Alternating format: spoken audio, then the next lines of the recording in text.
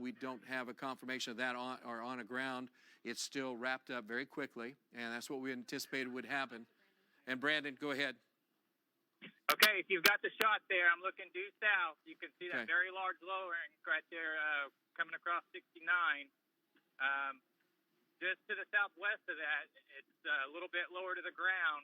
Still no confirmation, Travis, of tornado on the ground, though. All right, so we're looking at Muscogee right now, south side of Muscogee, coming in on Muscogee. Sirens are going off in Muscogee. So if you are in Muscogee right now, we want you to take cover. This is what happens this time of year. Now, this is going to be kind of in grunge back here on the right side. So Brandon's right in that location. And, Brandon, you can cut in as necessary if you have anything else. But we're watching this lowered area here. This is the whole base of this thunderstorm. Do you have the live radar velocities coming in? And so if we can, look at that too. And what we're going to do is...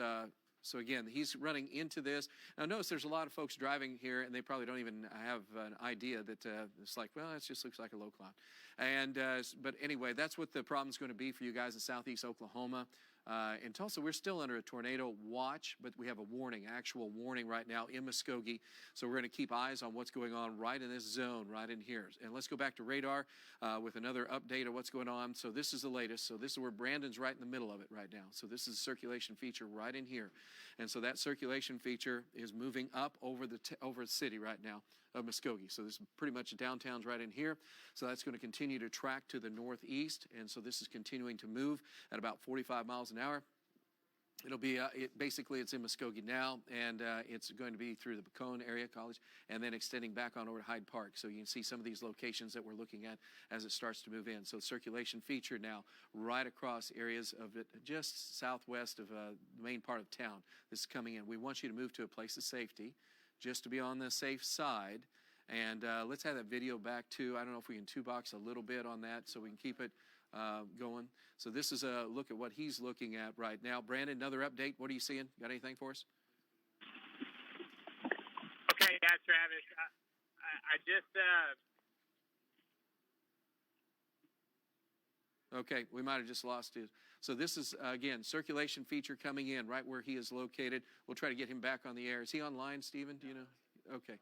All right, he'll be back in here in just a minute. So this is circulation feature coming in. We want you to move to a place of safety in Muskogee. This is expected to be moving right down through the main part of town as this moves through. We're also going to keep an eye, and Alan was supposed to leave, but Alan's keeping an eye. Can you keep an eye on the south storm too? A little bit there on what's going on. But this is a circulation right on the southwest side, not much lightning. Brandon's back with us right now. Brandon, quick update. Okay, yeah, Travis, I'm here on 64 heading east. I don't know if you've got my shot there. Yeah, we do. You're not going to be able to see this thing. It's really obscured by rain if there is anything in there because I can't see anything. Okay. But the sirens are still sounding here in Muskogee. This is going to be off to my north and northeast right now, Travis. All right, so that's what we're looking at right now. So you're going to move back north at this moment? Yes. You're going to follow. You're following right now to the north? Okay, so you can see where Brandon's located now off of 64, and then that's just coming into town. And so the circulation feature is coming right up over town right now. And so that's continuing to roll to the north. So that's on the west side of downtown and just right along an area that extends. Tornado warning down south. Okay, so this is a tornado warning for Muskogee. Now we have another tornado warning as well, and we anticipated, unfortunately, that was going to be a possibility here. We're going to take a quick look at that for you guys down south. This is the one. This is a severe thunderstorm warning over the Indianola area, and so this is now going to go to a tornado warned storm. This is around the Crowder area, and so this extends back down from just west of Crowder, and you can also see the areas from the Lake Eufaula area. And then that extends back to the north and to the west at this time. So this is a new tornado warning right in here for this particular, near Indianola. If you're around these areas, we want you to go ahead and just take your precautions and move to a safe place because these are going to be what we're going to be running into this afternoon. They're not big, but they're in the area. So this one and then also the one to the north. So this circulation feature is well defined just on the west-southwest sides of Crowder, and that is moving up toward the Canadian Shores area and toward Canadian. And so just be in Indianola, you guys are right in the midst of this as well. So this is tracking northeast very quickly, and as that continues to move to the northeast, that'll be taking it over central portions of Eufaula, pretty much much McIntosh County up to near Eufaula. So I want you to know that that's the south end of Lake Eufaula. Then this is more the north end, and so that will continue. Muscogee right now, continuing with our tornado warning on this particular storm. Brandon, give me another quick update on what you have, will you? It's on the north side of town right now. Brandon, you there? Okay.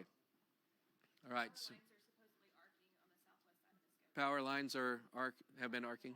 West Okay. sides. All right, so this is an indication that we do have a tornado potentially on the ground right in this area, or at least strong damaging winds. So you need to move to a place of shelter right now across Muscogee, central Muscogee, and that's moving to the northeast at about 40 miles an hour. So the tornado warned area is now in Muscogee and on the north side. And if you're on the north side of Muscogee, you need to be taking cover from this storm as well. And is Brandon back online yet? Okay, and so this is the storm we're looking at right in here with a tornado warning for the Muscogee area. We have the other one that's just happened south of Eufaula, and that is going to be a one we'll take a look at in just a minute. But what I want you to do right now, if you're in the Muscogee on the north and northwest sides and on the west half of Muscogee, the east side's not as bad a shape right now as right down from downtown to the north and to the northeast. So if you are in those areas, you need to move to a place of safety right now, as this is potential for a tornado. Brandon back? No? Nothing there yet. All right, so we're looking at Brandon's video, and again with the scud, and let's go to full screen on Brandon's video for a minute. So when we look at what's happening there, and I'm gonna get out of there. I said full screen, but if you can, let me back on top of that. At what he's looking at, it's hard to see because of what's going on in this zone. So he's in on this right now, and so he's covering that. So we're looking at what's going on right in there. And so there is potential right in this zone. And again, there you can see the rain in this area. So it's hard to see because that'd be embedded in there. But this is where the most likely occurrence is if it's moving through there at this moment. So we want you to move to a place of safety. Back to radar for a moment. And so this is a zone and this is the one that is just now right in Muscogee and moving to the northeast. So he is on that at this moment. Tornado warning for Muscogee proper, the city of Muscogee. And then that's moving northeast at this moment. You can see some of the communities. I'll get out of the way so you can kind of see them a little bit better. But that is as it moves to the north, Fort Gibson at 125. And Brandon's back up. Okay, Brandon, if you're there, give me another quick update of what you see. Okay, yeah, Travis, sorry about the cell service. We're going to be north here on 64, just to the south of Muscogee. While I was up there on the bridge, I was able to see, I did not see a tornado, but I did see a very large lowering still. Wall cloud still very present, but I cannot confirm if there was a tornado, Travis, due to all the high precipitation. We're going to continue our way back north here on 64 and try to get caught up with this, Travis. All right, that's good, and we'll leave your video up. Let's go back to radar for a moment. We're going to show you the two storms. Two active tornado warnings. We have a new severe thunderstorm warning up to the north that has also just been added to the mix, and that is into portions of Newata County right now. Any of these storms that are severe will have a potential for a tornado because these are in best zones for bad things to happen. We have the tornado warning now issued just south of Lake Eufaula and just south of Eufaula. So in this zone, we want you to be extremely careful. And this is let's go full screen for just a moment here, and then we'll go back to our two box. So this is what we're looking at right in here from the Crowder area, Canadian area, back to the north. This is moving up toward the Lake Eufaula area, and velocities are still showing the circulation feature near Crowder moving to the northeast. That'll be moving right up over Lake Eufaula. So this is an active tornado warning for you guys on the lake, and so we want you to be very careful. Go ahead and take precautions. It's not expected to be, at this point, it's hard to make any expectations as far as if it's on the ground or not. We just want you to be very careful, and this is going to continue to track into and near Eufaula. So that's why we want you to be careful. Back to the north and the two box, if we could, to get to Muscogee. This is what we're looking at in the Muscogee area right now as that continues to track over the downtown area and to the northeast. That is going to be moving now on the north sides, and you can see it has moved up to just south of OK. So this is where the storm is now presently located and where it's most likely going to be producing, if there is damage, wind damage, possibility of a tornado, that would be right in this zone right now. And so this is the location which we are most concerned with, tornado from around OK to Wybark, moving northeast at about 40, 45 miles an hour. And you can see where Brandon is located. Brandon, what's your visual on that? We're kind of looking at it as you're going through town there. Yeah, Travis, it's real hard. I got buildings obscuring my Yep. view. I've got traffic, but I'm in the town of Muscogee here on 64, trying to make our way up to 62 to get east. But these things are rapidly moving off to the north and east, and just don't have good road networks, Travis. But we are going to continue to follow this. All right, I appreciate that. And let's go on over and take a look at what's going on as far as with the storm again itself. It's still moving up into the OK area, so we do have a storm track for that area that we're going to be showing you. The velocities at this point are showing up again near OK. This is a circulation feature of Wybark OK area. Now we're on the north side of town. And so this is moving out of Muscogee proper, and this is moving to the northeast. And you can see from Brandon's video, as he's looking to the north, that's what he's looking into, is this right in here. So this is going to be pretty much obscured with rainfall, low clouds in this area, and the potential for a tornado on the ground right through the OK area. That will continue to track to the northeast. So you can see the circulation feature now over the OK area. And because of that, you have to be, if you're in advance of that, to the north and to the east, we want you to be aware. So that'll take us all the way from Mallard Bay to Taylor's Ferry, and then also to Lost City, eventually, and possibly Peggs, if this continues the current track on this north tornado warned storm. And you can see that we're looking at this continuing, and the one that we're concerned with is not only this one, but the one farther to the south.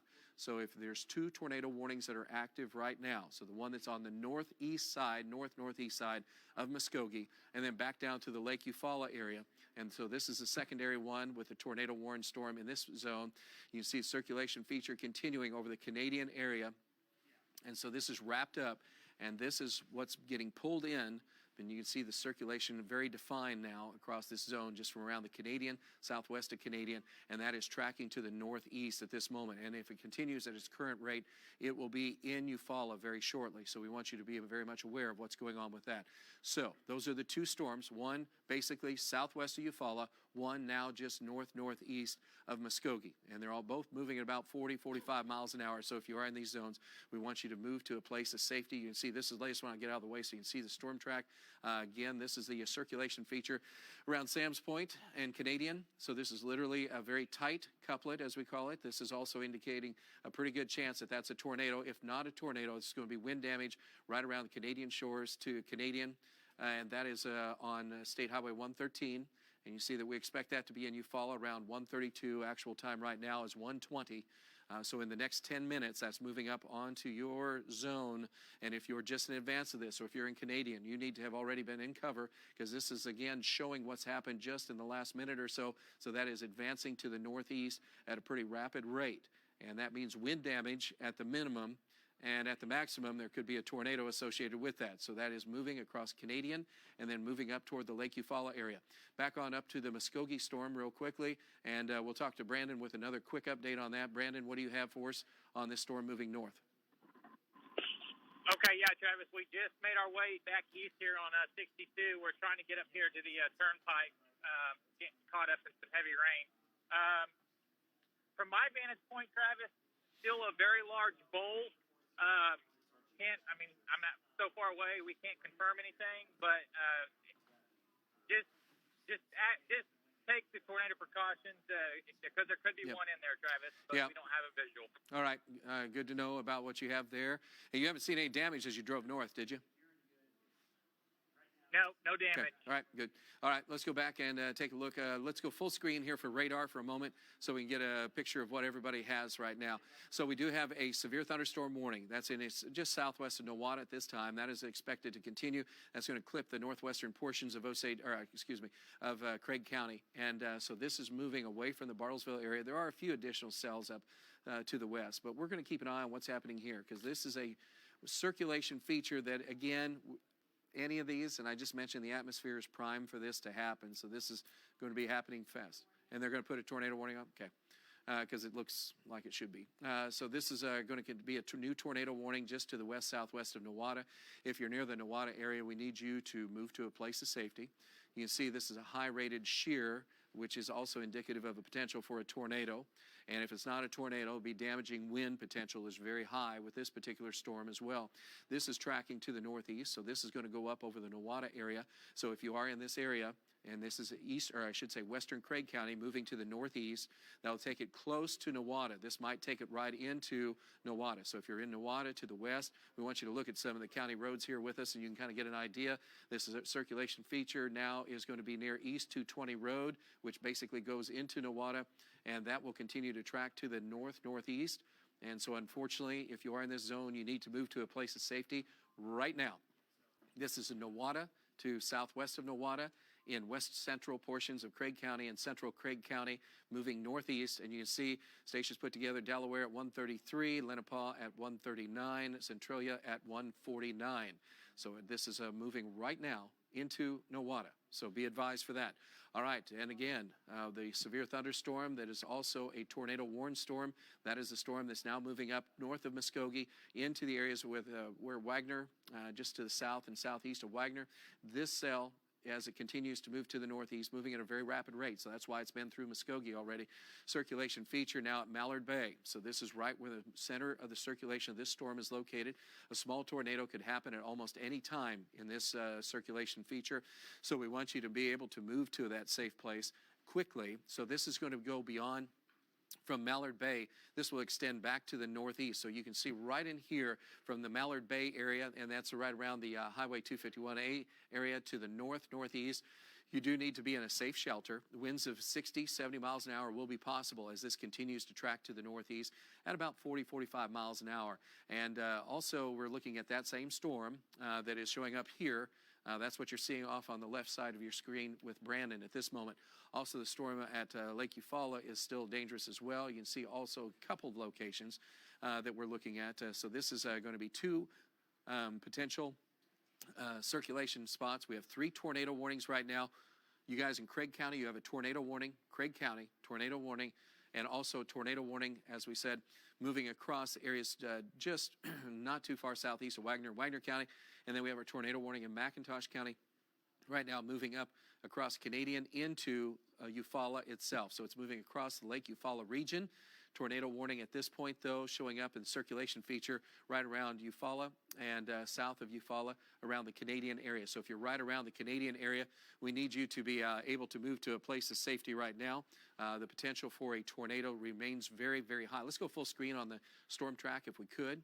And I'm going to have Stacia help us out for just a minute. Stacia, if you would you give us a quick update on that storm track? I can, Travis. So this area of circulation moving very quickly up to the northeast, like you had mentioned. So let's take it full screen, because folks that are in the path of this storm do need to take your precautions. That would be lowest level interior room. Avoid windows and avoid doors. You want to protect yourself from any flying debris, because these are going to be very strong winds coming in.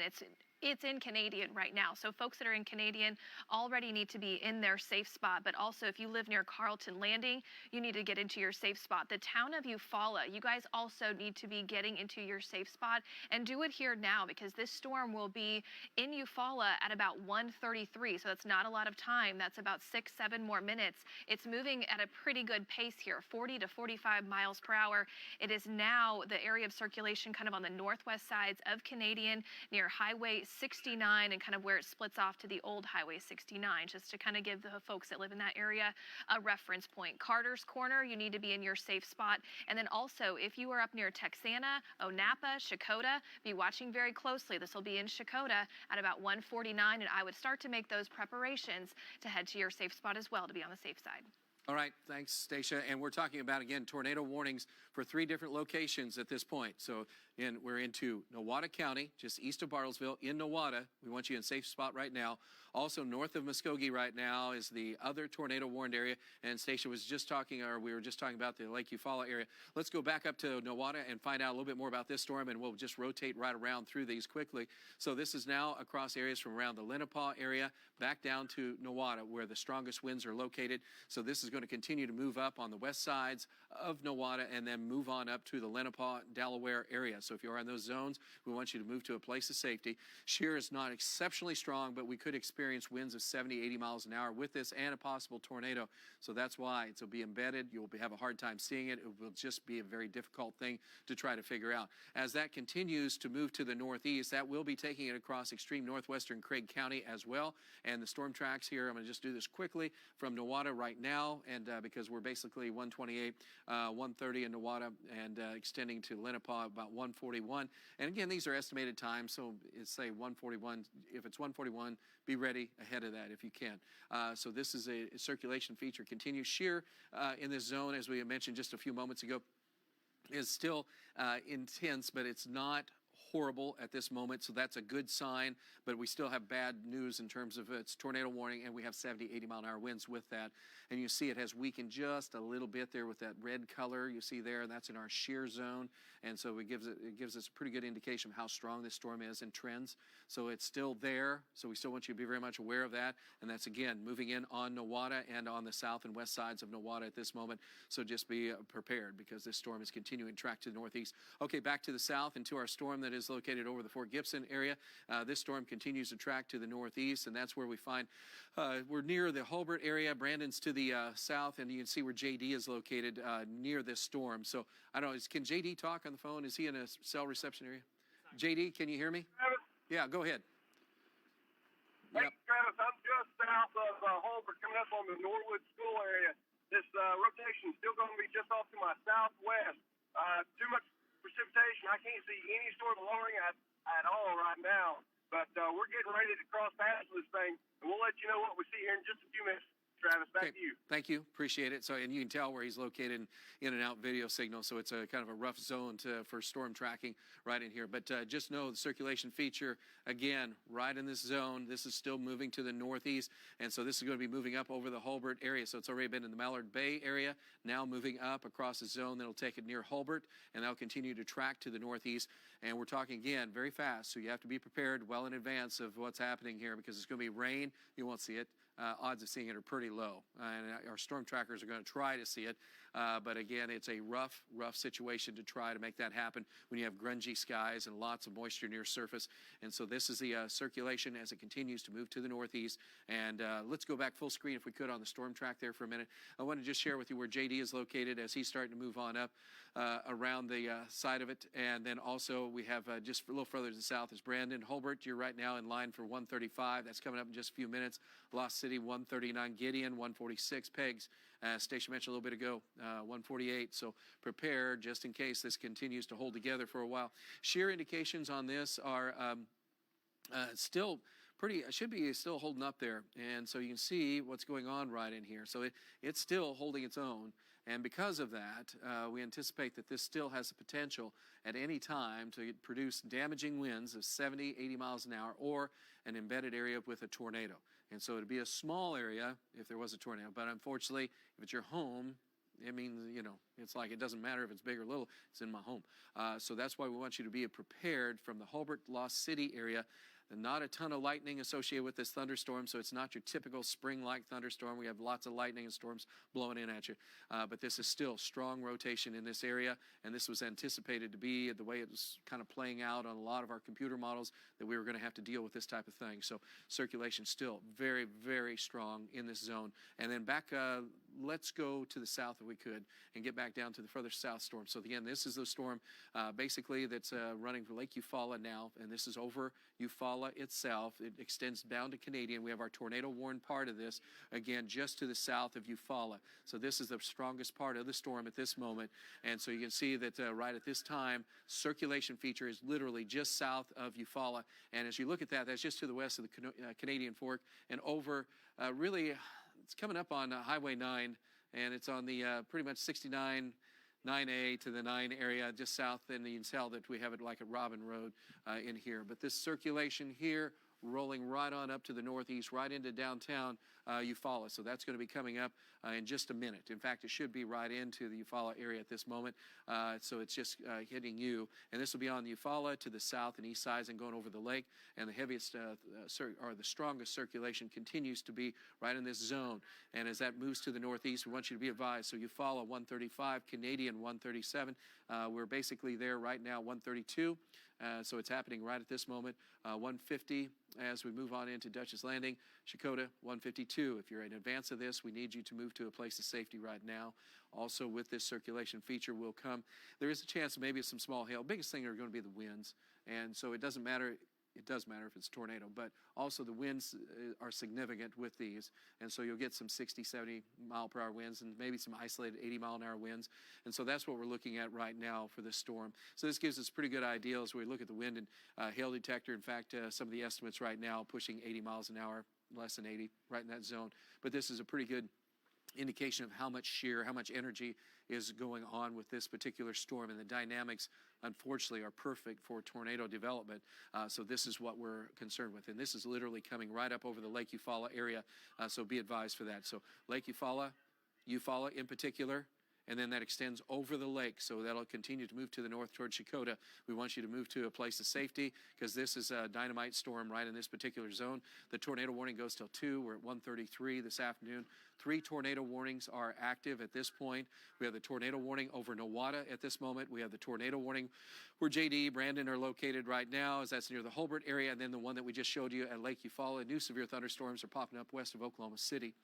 Let's go back up to the north of Nowata if we could, Stacia, and then we're going to take a look at what's happening with the storms, and we'll do rapid fire on some of these. And the storm is now pushed up, and so this is where we're talking about circulation feature near Delaware to Nowata. And so this is continuing to track to the northeast. So this is the main circulation feature in here. It's not as strong as it was just a little bit ago, so that's a good sign. Heavy rain, thunderstorm activity showing up right in this zone. And with that circulation feature right there, we still want you to be careful. If there's at least it doesn't look as bad, it's still rotating, which means that we are still in a position where we want you to be very careful of what's going on. As this is literally just past the Nowata area, northwest sides of Nowata, still heavy rain, thunderstorms for you guys in Nowata with localized downpours of rain. And then around the Delaware area, this is right in your zone right at this moment. That is continuing to track to the northeast. You can see some of the locations at this moment. That include Nowata, which is happening right now, and then the Sanders area coming up at about 1:48. Again, these are estimated times of arrival. They'll be on any side of that, but just know it'll be embedded. It'll be hard to see. Back further to the south. So again, that's up into northern portions of Nowata, northwestern Craig County, and then also southeastern Chautauqua County is what we're concerned with there. But as we look at what's happening around the Fort Gibson area, we have JD, which is now near the Hobart area. So he's real close to this. And so is JD, are you there with me right now? JD? Okay. Because, I mean, literally, he's right in that zone, and I was hoping we'd have some cell coverage right in there. But this is his video down, too, right this second? I don't see it up here. Anyway, so this is what we want you to be prepared for if you're Lost City. This is right where it's located at this time. JD is literally right on it, and so this is moving up into Lost City at this very moment. And so circulation. Okay, JD's back on Comrex? Okay. Hey, JD, are you there? Can you give me just okay, I see your video now. Can you give me a quick update while we have you? What are you seeing? Yeah, I'm coming back into Hobart. I turned around and headed back north. I'm on Highway 80 headed north, okay? And there is a substantial lowering with this storm. With the terrain, I'm able to see if it's an actual tornado or just a lowering. But it's coming, it's right near Hobart. Okay. If you're in Hobart, I think they're sounding the sirens. Go ahead and get in your radio. If you're in Lost City, follow likewise. We're going to keep tracking this thing back to the north and east, Travis. Back to you. All right, thanks. Appreciate it, JD. And then Brandon's been on the south side of that. But let's go to shear for a moment. and look and see see what we have on this. So this is again circulation right in and just north and west of Hulbert, and so this is going to continue to go. It's into Lost City at this moment. This will continue to track to the north and east. And so we're moving at about 45 miles an hour, it looks like, and that will continue to move further to the north. We'll do a storm track on that, and here it is coming up. Station's got to get in 144, Pegs 145. I'm going to get out of the picture here so you can see it for a second. Twin Oaks 205, and Chewy at about 205. If you are any place in these zones of Cherokee County, northeastern Cherokee County, northern Cherokee County, western Cherokee County, this storm is pretty potent, and so this is more intense than the one that's up at Nowata. We want you to be very much aware of what's going on with this particular storm. So then the circulation feature, as we look at it near Lost City, moving northeast, circulation feature strongest right in this zone, just from where JD is back to his north and northeast. Is really rough terrain to try to track in, and of course we can lose signals pretty easy. So if you are here, you see our storm tracks to Oaks at 202. Please prepare for a potential tornado, and if not a potential tornado, some strong damaging winds. Then that way you're ready to go to a safe spot very quickly, because this is going to happen pretty quick with a storm moving that fast. All right, let's go back to Lake Eufaula. And we're going to talk to you about this storm. This is a tornado warned storm, again, over Eufaula and south of Eufaula. So this is a bigger part of a cluster of a major thunderstorm right in here. And the circulation feature, you see there's some extension of the thunderstorm back a little bit still to Canadian, but right in this zone is where the strongest and highest probability of having at least some shear and strong shear is indicative of a tornado over Eufaula right now. So this is over the east and southeast sides of Eufaula, and so it's still very indicative of a very strong wind event, if not a tornado right now on the Lake Eufaula area. And in fact, as you look at it, you can see, as we call it in this gate to gate, and see the difference in shear from inbound and outbound. So this circulation is the strongest feature, and that continues to update. So that's now just on the east side of Lake Eufaula, or I should say on Eufaula. In Eufaula, it's just to the east of Eufaula, and barely. And so that's just right over, going over the lake right now. That's continuing to track to the northeast. Here's a look at some of the locations that we're looking at, and of course it's Texana. Now you're coming up next. We are at 138, and you can see that we're about 146 at Texana. Chakotah at 152. If that holds together, Warner, you're up at about 2 o'clock this afternoon, and Summit 209. So we've already mentioned Summit in another storm warning, but this is something we want you to be aware of. Multiple tornado warnings. Big picture for a moment, if we could. We're looking at severe thunderstorms again. This is tornado watch, this whole zone. The tornado warning has been lifted for Nowata County, and that has been lifted mainly because of the fact that it had weakened quite a bit, as we just looked at a little bit ago. The tornado warning continues in effect, as we said, for extreme western, northern portions of Cherokee County and extreme eastern portion of Wagner County. And then our tornado warning continues to advance as we've gone from the Lake Eufaula area to the north. We still have that severe thunderstorm warning draped down to near Canadian. New severe thunderstorms have formed down around Durant to Atoka, which will clip parts of southern Pittsburg County and near the Kiowa area. And you can see there is a severe thunderstorm out west of Oklahoma City. Lots of things going on. Let's go back to the tornado warned area to the north.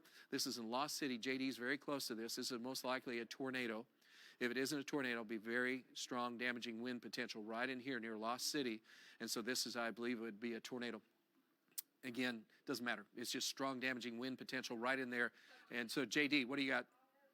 Go, JD. I just got hit with some strong wind flow. I'm coming in on Lost City. It was very strong wind flow, Travis. The rain hit tornado just to my northwest, Travis. Yep, it should be right to your north at this time. Go ahead. It's most likely wrapped in rain, okay? Yep. You're not going to see the thing coming. Yep. All right, so that is, again, what we're saying, JD's confirming, is that we're talking about, again, Lost City. You are under not only a tornado warning, most likely you have a tornado. This is moving to the northeast at this point. So if you are in this zone, high probability of a tornado from the Lost City area. And so this is the circulation you see right over Lost City. That's why he's been hit by strong winds, because that's already just come through here. Here's the storm track. So high probability of a tornado right now. And that'll be going up to Rose here at 2 o'clock. We're at 140, coming up 141. So be prepared now. Because this isn't going to stop, most likely at the rate it's going, as it's in the, unfortunately, in the right zone for continuing with a severe thunderstorm with a tornado. So this is Lost City, north side of Lost City. This is West 100 Road. This is going to continue to track to the north and to the east. As you look at what we're talking about along this area, that'll take it across Highway 82. That's also going to go across North Road 450, East Road 670, and then eventually moving, of course, as you can see, that's a lot of rural land in there. And so you guys around Teresita, you have to be prepared, and that'll head on up to Rocky Ford. So these are some of the locations we want you to be aware of. Tornado, more than likely at this point, it has all the indications on radar, and JD is helping confirm what's going on with this particular storm. So this is one of 2 tornado warnings active right now in the area, and this is east of Tulsa. And so this is, again, to the north of, northwest of Tahlequah. But this is most likely a tornado moving northeast. And so we don't have that confirmation. We'll get something from JD coming up in just a minute. Let's go to the south again to the other tornado warning. And on that one, we're still watching very closely because that's embedded in a huge thunderstorm as well. And so this area here is what we're watching over the Eufaula, Lake Eufaula area. And the circulation feature now northeast of Lake Eufaula, or I should say northeast of Eufaula itself, just barely. So that has moved right up from south of Eufaula to the east side of Eufaula, crossing the lake, and now heading back to the northeast. So the main circulation feature, as you look at it right there, is 1170 Road, east 1170 Road, and that's going to take it to your Texana. And if you're in those areas, you need to be moving to a shelter right now. Dutchess Landing will be up after that. And just be aware of what's happening right in those locations from Texana Road area, and that extends to east 1160 Road, east 1170 Road. If you're any place there along the shores of Lake Eufaula, you need to move to a safe place right now. That is the tornado warning we have. And Stacia's watching that in Storm Track. Stacia, I'm going to have you give us a quick update on what you have on that. I have sped this up to my track is now 55 miles per hour. It is moving fast and again really wrapped up here. So we are talking about for folks near Texana, especially on the west side of town, we need you to be in your safe spot now. Shakota, this storm is going to be in your neighborhood at 1:50. So you have 7 more minutes. Again, it's moving very quickly. We want you to take those tornado precautions because even though we do not have a confirmed tornado on the ground, this is still a very dynamic, potent storm that could produce one at any time. So this is very important that you do find the lowest level. Remember, interior room. I'm going to remind you all afternoon and all evening that you want the lowest level interior room. You want to stay away from windows and just take those tornado precautions. I know it's crazy because it's January, but this is what we're dealing with. And Dutchess Landing, you're in the same boat. So this could actually cross over I-40, Travis, potentially on just the east sides of Shakota. So between the Shakota exit and the Warner exit on I-40, that could cross over the highway, which could be a pretty big deal. Okay, thanks, Stacia. Appreciate that. And also, Vaughn, as you can see, intercepting that storm as it's coming up and out of the south there. So these are the active tornado warnings that we have at this moment. We're talking about conditions, again, that are going to be favorable for additional tornadoes. So these are not the only ones that we're expecting to see. So this is the circulation feature right around the Lake Eufaula area coming up.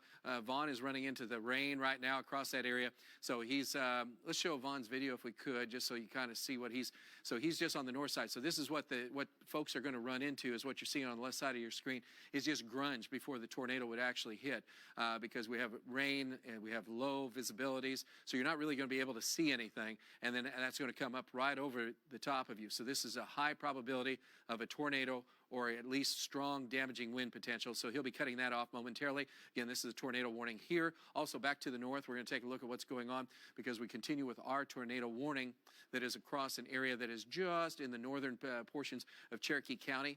And that circulation of JD has just passed through there. Does JD have any cell reception there in Lost City or not, do you think? JD, are you there? JD? Okay. Okay, nothing showing up. Okay, so strongest point of circulation would be right along this leading edge and right in this zone, just northeast. So this has gone through Lost City, and we still have somewhat of a couplet showing up right in this location. So that will continue to track to the northeast. So that if we can get some information out of JD, again, it could be hard because of maybe there's cell tower missing, and maybe there's just power, and of course, we definitely know it's geography. But we do think that there's going to be some serious damage potential along this line from Lost City and then extending back on to the northeast. So if you are in this zone, we want you to make sure that you are moving to a safe place. Our storm track for the areas right around really from east of Lost City and northeast of Lost City. And as Stacia just mentioned a few moments ago, this is a storm track that is going to be faster in movement now because it's accelerated. And therefore, from JD's location, you can see we're putting it right at the leading edge of that where we have the strongest circulation. So Pegs, you're going to be kind of on the north side of that. So it's right on our storm track right now. So if you're just right in the areas around Pegs, that is now going to be crossing the highway, and then you can also see that could go up to around the Lowry area. So as I was mentioning, any place from the Highway 82, and then extending from Pegs back to the south and to the east a little ways to Gideon. We want you to be in your safe place right now, moving to the northeast. Stacia just mentioned what to do to make sure you stay in a good place and a safe zone. The tornado warning itself is going to continue as long as this storm continues at the rate it's coming through the area, and it is moving quickly. And so as you look at where we have the storm in relationship, you can't even hardly tell what's going on in here, but this is north of Tahlequah. And so this is, in fact, there's Tahlequah. So you can kind of get a perspective. Tulsa's in the upper, or over to the left. But this is overall, Tulsa's doing okay right at this moment. The biggest problems are to the east, southeast, and that's where we anticipated we'd find these embedded areas of rotation that would cause some problems. And so JD's right there. That is the tornado warned area. That catches southeastern portions of Mays County, extreme southwestern Delaware County, and then northern portions of Cherokee County. And so JD is about as close as you can get to that storm in this situation as you possibly can. So that's the north one. Back to the south, and we're talking about, again, tornado warning where Vaughn is located, just in the eastern portions of McIntosh County. Additional rain and thunderstorms are in Pittsburg County. It's no longer a severe thunderstorm warning for Pittsburg County. It's a tornado warning, though, that continues right around the Texana area to Justice Landing. The circulation couplet is very tight, which means we continue to have a high probability of a tornado or excessive wind damage of 70, 80 miles an hour right along this zone. And so this is moving right on up, and Vaughn's going to intercept this in just a moment. So with this tornado warning, and it's going to be hard for him to see that. It's kind of how we had begun the season, I think, in 2019 with a very hard to see some of the tornadic activity because of all the low clouds and moisture that's near surface. But this is right now the highest probability of having a tornado. Let's go full screen on this if we could for a minute so we can show you. So that couplet that you see right there is just west of Texana, on Texana Road, and then that extends back on up. That's going to be near Dutchess Landing in just a moment. That's East 1140 Road, and especially where it intersects with 4230 Road and also 4250 Road. These are the higher probabilities of what's going on right now. You see the update. And the good news is anytime we get away from red colors from the previous on the shear, that's good news, or yellow on this particular one. This indicates the strongest winds in this area. And so that's coming up across this zone. But if we can stay down in this zone, much better. It's still awfully strong winds potential, and still the circulation feature is quite tight in here. And therefore, as that continues to track to the northeast, and you can see what's going on right in here in this zone, and that is literally going to be moving from Dutchess Landing and just near Dutchess Landing to the west, and that's moving quickly to the north. They'll be crossing the highway. Here's the latest storm track on what's going on. I'll get a picture so you can see that again, and you can see where Vaughn is located and what he's seeing at this moment. And so Vaughn has, I can hear him right now, again, McLean at 208, and we're talking, and then also Summit at 212, Highway 10 Landing, 215 for this particular storm. Again, a tornado-warned storm. This is for eastern, northeastern portions of McIntosh County, and that's moving up toward the Shakota area. And also, Vaughn is literally going just about 4 miles to the northeast of the center of circulation. Stephen, can Vaughn talk to us, or is he positioning? Okay. So this is where we have it right now. Vaughn, if you would, I know it's hard to see anything, but can you give us an update of what you kind of think is happening right there from what you can tell? I'm telling you, what's dangerous about this, Travis, is right now where I am, it's just a little thunder shower. That's what's dangerous about it. There's no wind. There's nothing. And this circulation, which is really strong, is right to my south. Hopefully, it's going to pass right to my east. I'm not going to get any further east of this.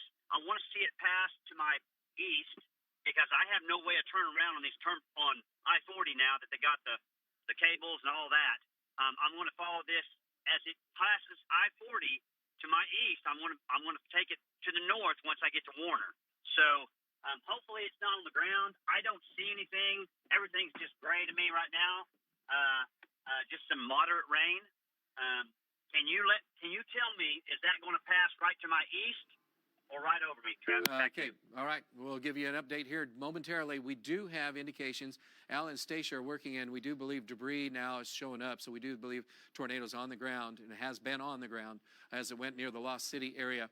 This is tracking to the northeast. So this is what we call a debris signature. So we're looking for what most likely was with the tornado, and then looking for what we think is being pulled up into the atmosphere. And so there is a pretty good chance that this is very strong indication that there was a tornado on the ground or could still be one as we're looking at that. Stephen, is you talking to Vaughn right now? You got him? Okay. And so that is, as it crossed 88, that was when it had the highest values showing up. So that's north of Gideon, Teresita. And so as that moves to the northeast right now, there's a good chance. That's, again, you see where Rose is located, and then Oaks, and that will continue to track to the northeast. So this is most likely a tornado, and has been a tornado. So if you're any place in this zone, let's come down city streets if you could, Stacia, for a moment for me, and look at this. So this is going to be, and then to the northeast a little bit more. Thanks. So this is what we're talking about, these locations. So this is going to be near Teresita, and then also moving up to East 590 Road. So this is an update from just a moment ago, but unfortunately with it moving so fast, expect it to be about right in this zone, right in here. And so this is East 590 Road. And so you're going to see that continuing. Again, this is about a minute old data, so, and that's 4495 Road. And so it was just about a minute ago at East 620 Road. That is going to continue to move to the north. So we want you, if you're any place in these zones, and a lot of it is somewhat some rural areas associated with that, a high probability of potential for a tornado. And if not a tornado, strong damaging winds in that area as that continues to track to the northeast. So just be advised for that. This is going to move to the northeast where we have Kansas, a little Kansas 208, Flint Creek 210, Flint itself 213, Concord coming in at 216 as the track continues to take it just right on up into an area that is going to be, again, it's very rural, very much in that zone, so it's very hard and difficult to get any videos and any pictures out of there for you guys, but just know that this is a zone that you need to find a place to be safe very quickly. All right, so tight couplet right now, should be a tornado on the ground. This was very close to, if it isn't a tornado, it should be. Just judging from radar estimate right now. So this is just to the southwest Teresita. So this is right in this zone, very tight for our radar, and that is moving to the northeast. So this is a more than likely tornado, and if not, it's going to cause some serious damage, potentially with power outages and some trees maybe blowing down. And the only good news is, like this time of year, there's a little less restriction on trees, so hopefully we don't have as many power lines messed up because of trees blowing down. But that's about the only good news. So there you go. That's the circulation right now. This, again, is northern Cherokee County, just around the Teresita area, and then that extends just southwest of Rocky Ford, south of Leach, and moving to the northeast over this zone. Well, let's go back south real quick for another update on our south storm and what's happening. Vaughn is now into the areas where he's going to be able to see this. He's just to the east of the main rain core and the Dutchess Landing right now, circulation, tornado warning. This is, again, McIntosh County. So it's a tight circulation right in here, Dutchess Landing area to the northwest. And Vaughn is located there. And let's go to Vaughn with a quick update. Vaughn, can you give me, Vaughn, can you give me a quick update on what you have? Yes, Travis. I'm facing to the southwest. It's going to pass, I'm pretty sure my location is going to pass just to my southwest. The intensity of the lightning is picking up tremendously. And we know when you get that intense lightning, that's the area that we need to watch. And I've got a lot of cloud to ground lightning right here in this area. And it's going to pass, if it's not going to pass right over me, it's going to pass pretty close just to my west of my location right now, Travis. I'm basically between Chakotah and Warner. You can see better where I am, or tell the audience where I am better than I can. But a lot of cloud ground lightning. As you can see in my shot, the lowering is going to be back there to the left, right in here. Right in here. Yep. I don't know how delayed my shot is. Yeah, we see it. We see your finger there. Anybody on I-40, I don't know if there's any highway patrol troopers at Chakotah, but they need to be stopping traffic right now. This is a very intense circulation, and it's very, very hard to see. Very hard to see. And station, okay, Vaughn, thanks, and we'll be back with you in just a moment. Quick update, that storm looks like a future scan or future view. Can you take us are you able to move that? You want to do future view? Yeah, into we'll just take this and we'll just progress it just a little bit here for the next 5, 10, 15-minute interval if you could. And what we're going to do is we're going to look at this. Let's go full screen for a second on here. So this is a storm location right in here, and then that's expected to continue to track to the northeast. So we have the two storms, the one that's in northern Cherokee County, and then this storm. This is expected to move across the areas near Warner and then move on up to the north. This storm could move near Tahlequah if it continues the tornadic type of environment that it's in, and most likely it will because it's staying in that environment. So just wanted to make sure you know that. You're in Tahlequah because you had one north doesn't mean you don't have one coming south that's going to be headed your way. So that's thanks, Stace. Appreciate that. Let's go back to radar right now from where Vaughn was located. And what we're going to do is we're going to look at this storm one more time. And so there's the circulation and where Vaughn is located. So this is about 3 miles to his southwest at this point. And again, it's a tight circulation feature. Did you see any debris or anything else in this one at all? And then that's at 4270 Road where it intersects 1090 Road. So you can see that, and I'm going to come back on the screen here for you to look at that a little closer as I pointed out. So that's going to come up over pretty much Interstate 40. And so that, Vaughn, if you're listening right now, that should be just to your Vaughn, that should be just to your west about 3 miles where they'll probably come across the highway, or it's going to be close in there. It's still a little too far away to get too picky on that. But again, that's going to be awful close, maybe about 1.5 miles to 2 miles, so don't get much closer. So we're looking again at Kiefton areas about 209, and then extending back down to Fort Gibson, possibly 227 if it holds together in that zone, and that could make it to near Tahlequah as well. So we want you between Fort Gibson and Tahlequah area. So this is still a fairly tight couplet right here. Again, this is tornado-warned storm. All right, bigger picture so folks can kind of see what's going on. Rain and showers and storms are still picking up out west. These are not severe right now. We did have a pulse severe storm there.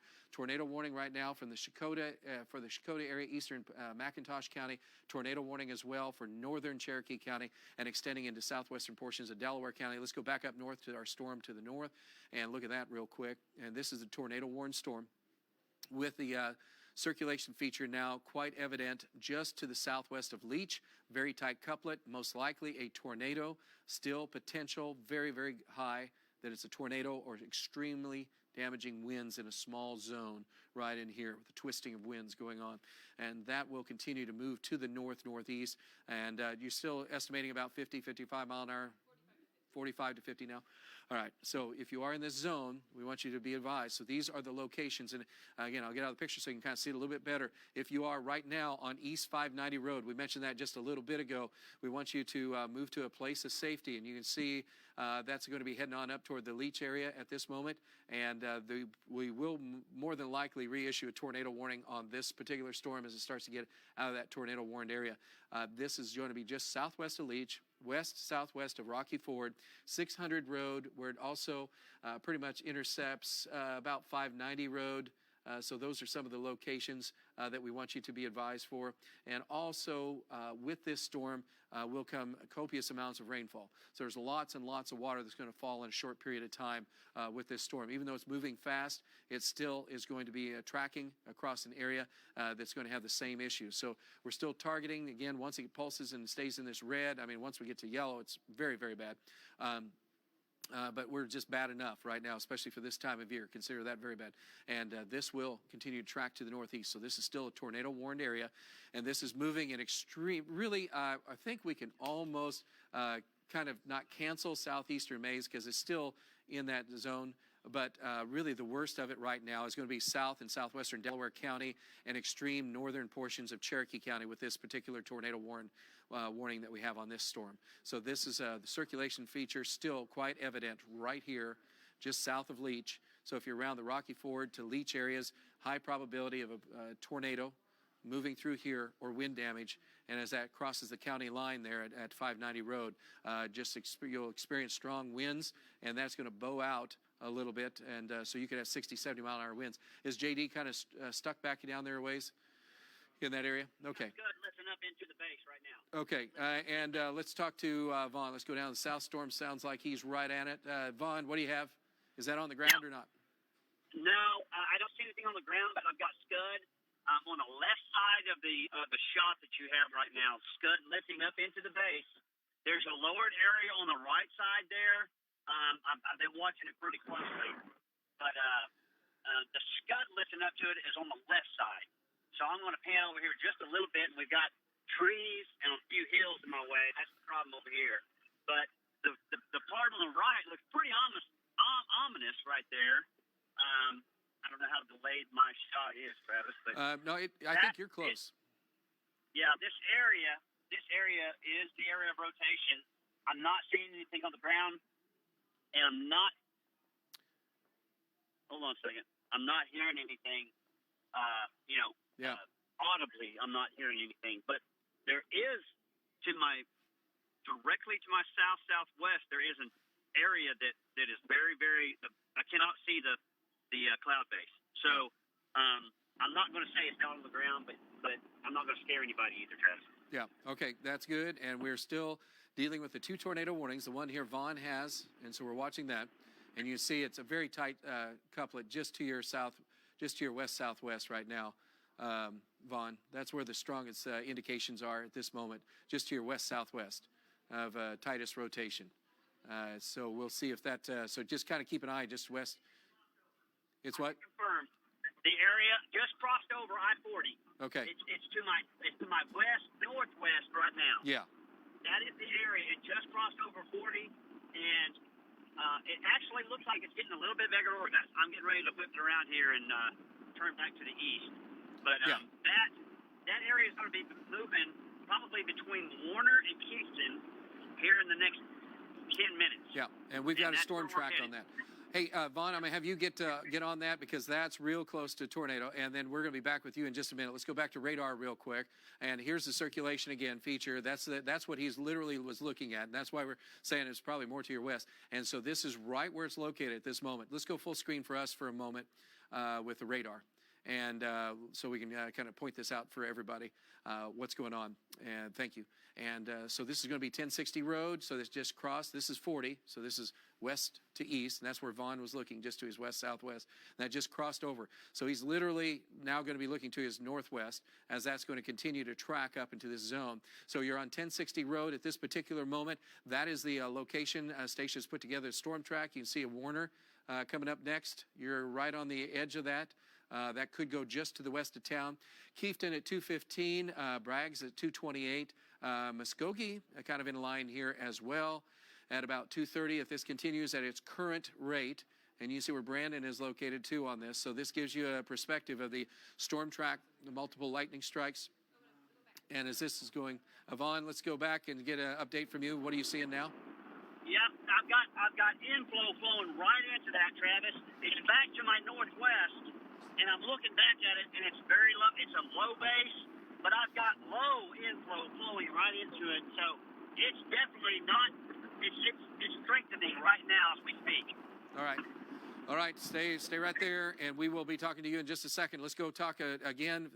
We're going to look at the storm track for a minute and show you what's going on this storm. Vaughn's on, so the circulation feature tight in an area just to the west-northwest. Vaughn's moving back so he can get an angle shot of this as he goes up to Warner. And then he's going to intercept that just probably about someplace north of Warner. So that's right in here. This storm track is going to take it now. This will take it up across the Webbers Falls area and to the east. So as you look at the locations we're talking about in here, this is going to be tracking right up. And so Vaughn will be coming up, and then he'll be cutting across the highway. So he'll be able to intercept that up here right around the Kiefton area, Martin area, and that is where this storm is continuing to hit. As he mentioned, it is getting a little bit more tighter, and so is the circulation feature associated with that. So please be aware. So if you're around the Kiefton area, you're coming up next. You need to be in a safe place, the station would say. And so we want you to also be aware that Aqua Park and then extending to Hyde Park, that's coming up at around 225. to 2:30. But make sure you have your preparations to move to a safer place. These aren't big, but unfortunately they're going to do some damage to whoever they hit. So that's why we want you to stay aware of what's going on. Okay, so we're going to talk to Vaughn in just a minute again. But at this time, circulation feature, tornado warning still active across this area, headed up toward the Kiefton area, extreme northeast corner of McIntosh County, moving into western, really into southwestern portion of Muscogee County. So Kiefton, Webbers Falls area. I want you guys to be aware of where this is headed, and we'll talk to Vaughn in a minute. Let's go back north and look at the north storm with what's going on there. Rain and thunderstorms continue down around Pittsburg County, but the other storm that continues to have a high probability of circulation and still a tornado potential with it is located in an area that is around Rocky Ford right at this moment. So this is a circulation feature right at Rocky Ford. You can pretty much see it. Still rotating right in this zone. So this is still a pretty good chance that we'll continue with a tornado warning. This is on the county line on East 590 Road. This is moving to the northeast into Rocky Ford at this very moment. This is live radar and information with it giving us pretty good indication of what's going on here. And even though it's small and taking up like basically a couple square miles, this is still now on the south. It's right at Rocky Ford, south side of Rocky Ford. And if you're in this area, this is where, if there is a tornado, that's where it'd be located right at this moment. And this is going to continue to track to the northeast station just put on there. So Leach here at 209, Kansas, Low Kansas, 215. Lake Uchi coming up at 222, Colcord at 224, and Jay 229 if this continues to hold together.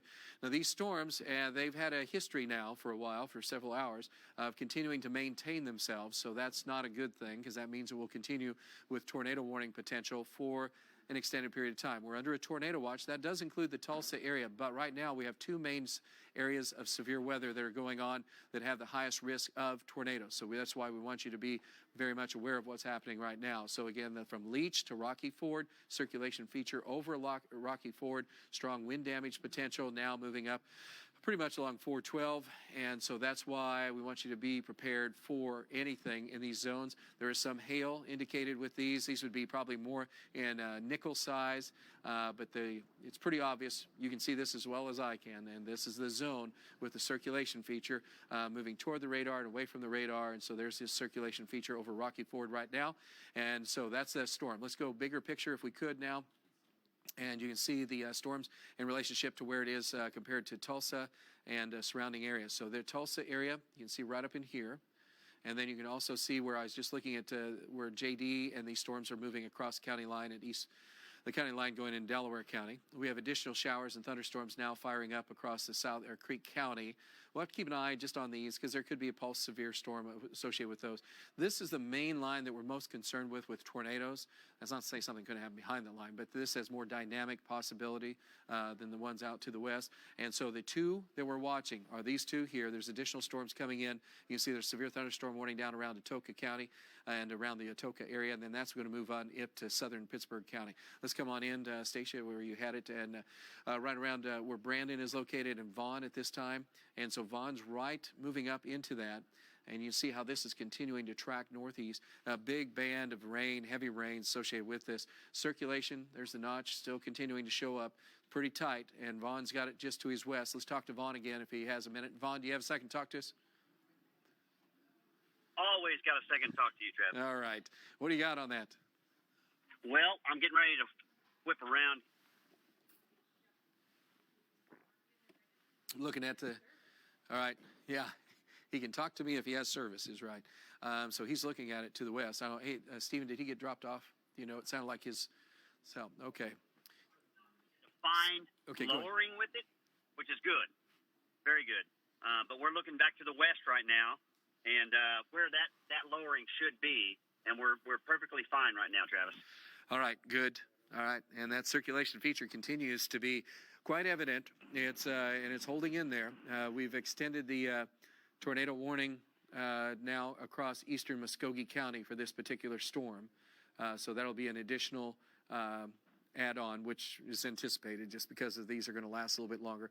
The tornado warning is going to encompass all of eastern Muscogee County except the far southeast corner and that has a lot to do with what's going on with this particular storm. So as you see with what Vaughn's looking at here, and there's rain in advance of it, but this is a picture you're going to see as that's moving into your area in Muscogee County. So just be advised for what you see right there is what you're going to get coming up. Let's go back to radar for a moment and show the track. And this is, again, where Vaughn is located. And then as we look at the timelines and stuff, we're going to update this. But this is the new tornado warned area. So that's going to take it all the way to Braggs and then extending back on up to the north, just to the south of Tahlequah. But we're looking at circulation feature, again, from where Vaughn is located. And then it's just right in where Vaughn is, basically, and just to his west. And so this is the zone right here, and that's what's going to pop up and go to the northeast. And so Vaughn's in a great position right now to see that. That's going to cut across if things go as planned near the Kiefton area, Martin area, and then going back on up to around Weber's Falls and on up, really onto the south end of probably Lake Tenkiller at the rate it's going. So we're going to have to watch where this ends up. But you can see the Braggs area and Lake Tenkiller is off to my right. And so this is going to continue to track right on up across this zone. And as it does so, this is going to take it across eastern Muscogee County just to the west of Lake Tenkiller. But additionally, more storms are coming up across this zone. So we want you to be very careful with what's going on. Right now, the tornado warning exists from just Muscogee back onto the county line with Cherokee County. And main circulation feature is right now where Vaughn is located with this zone. This tornado warning is we've got it till 2:45 this afternoon. Still a very active storm going on at this minute. So that's going to continue to be a problem. Let's go to Vaughn with another update of what's going on there. Vaughn? Are you there, Vaughn? Maybe we can take Vaughn, maybe we can't. Okay.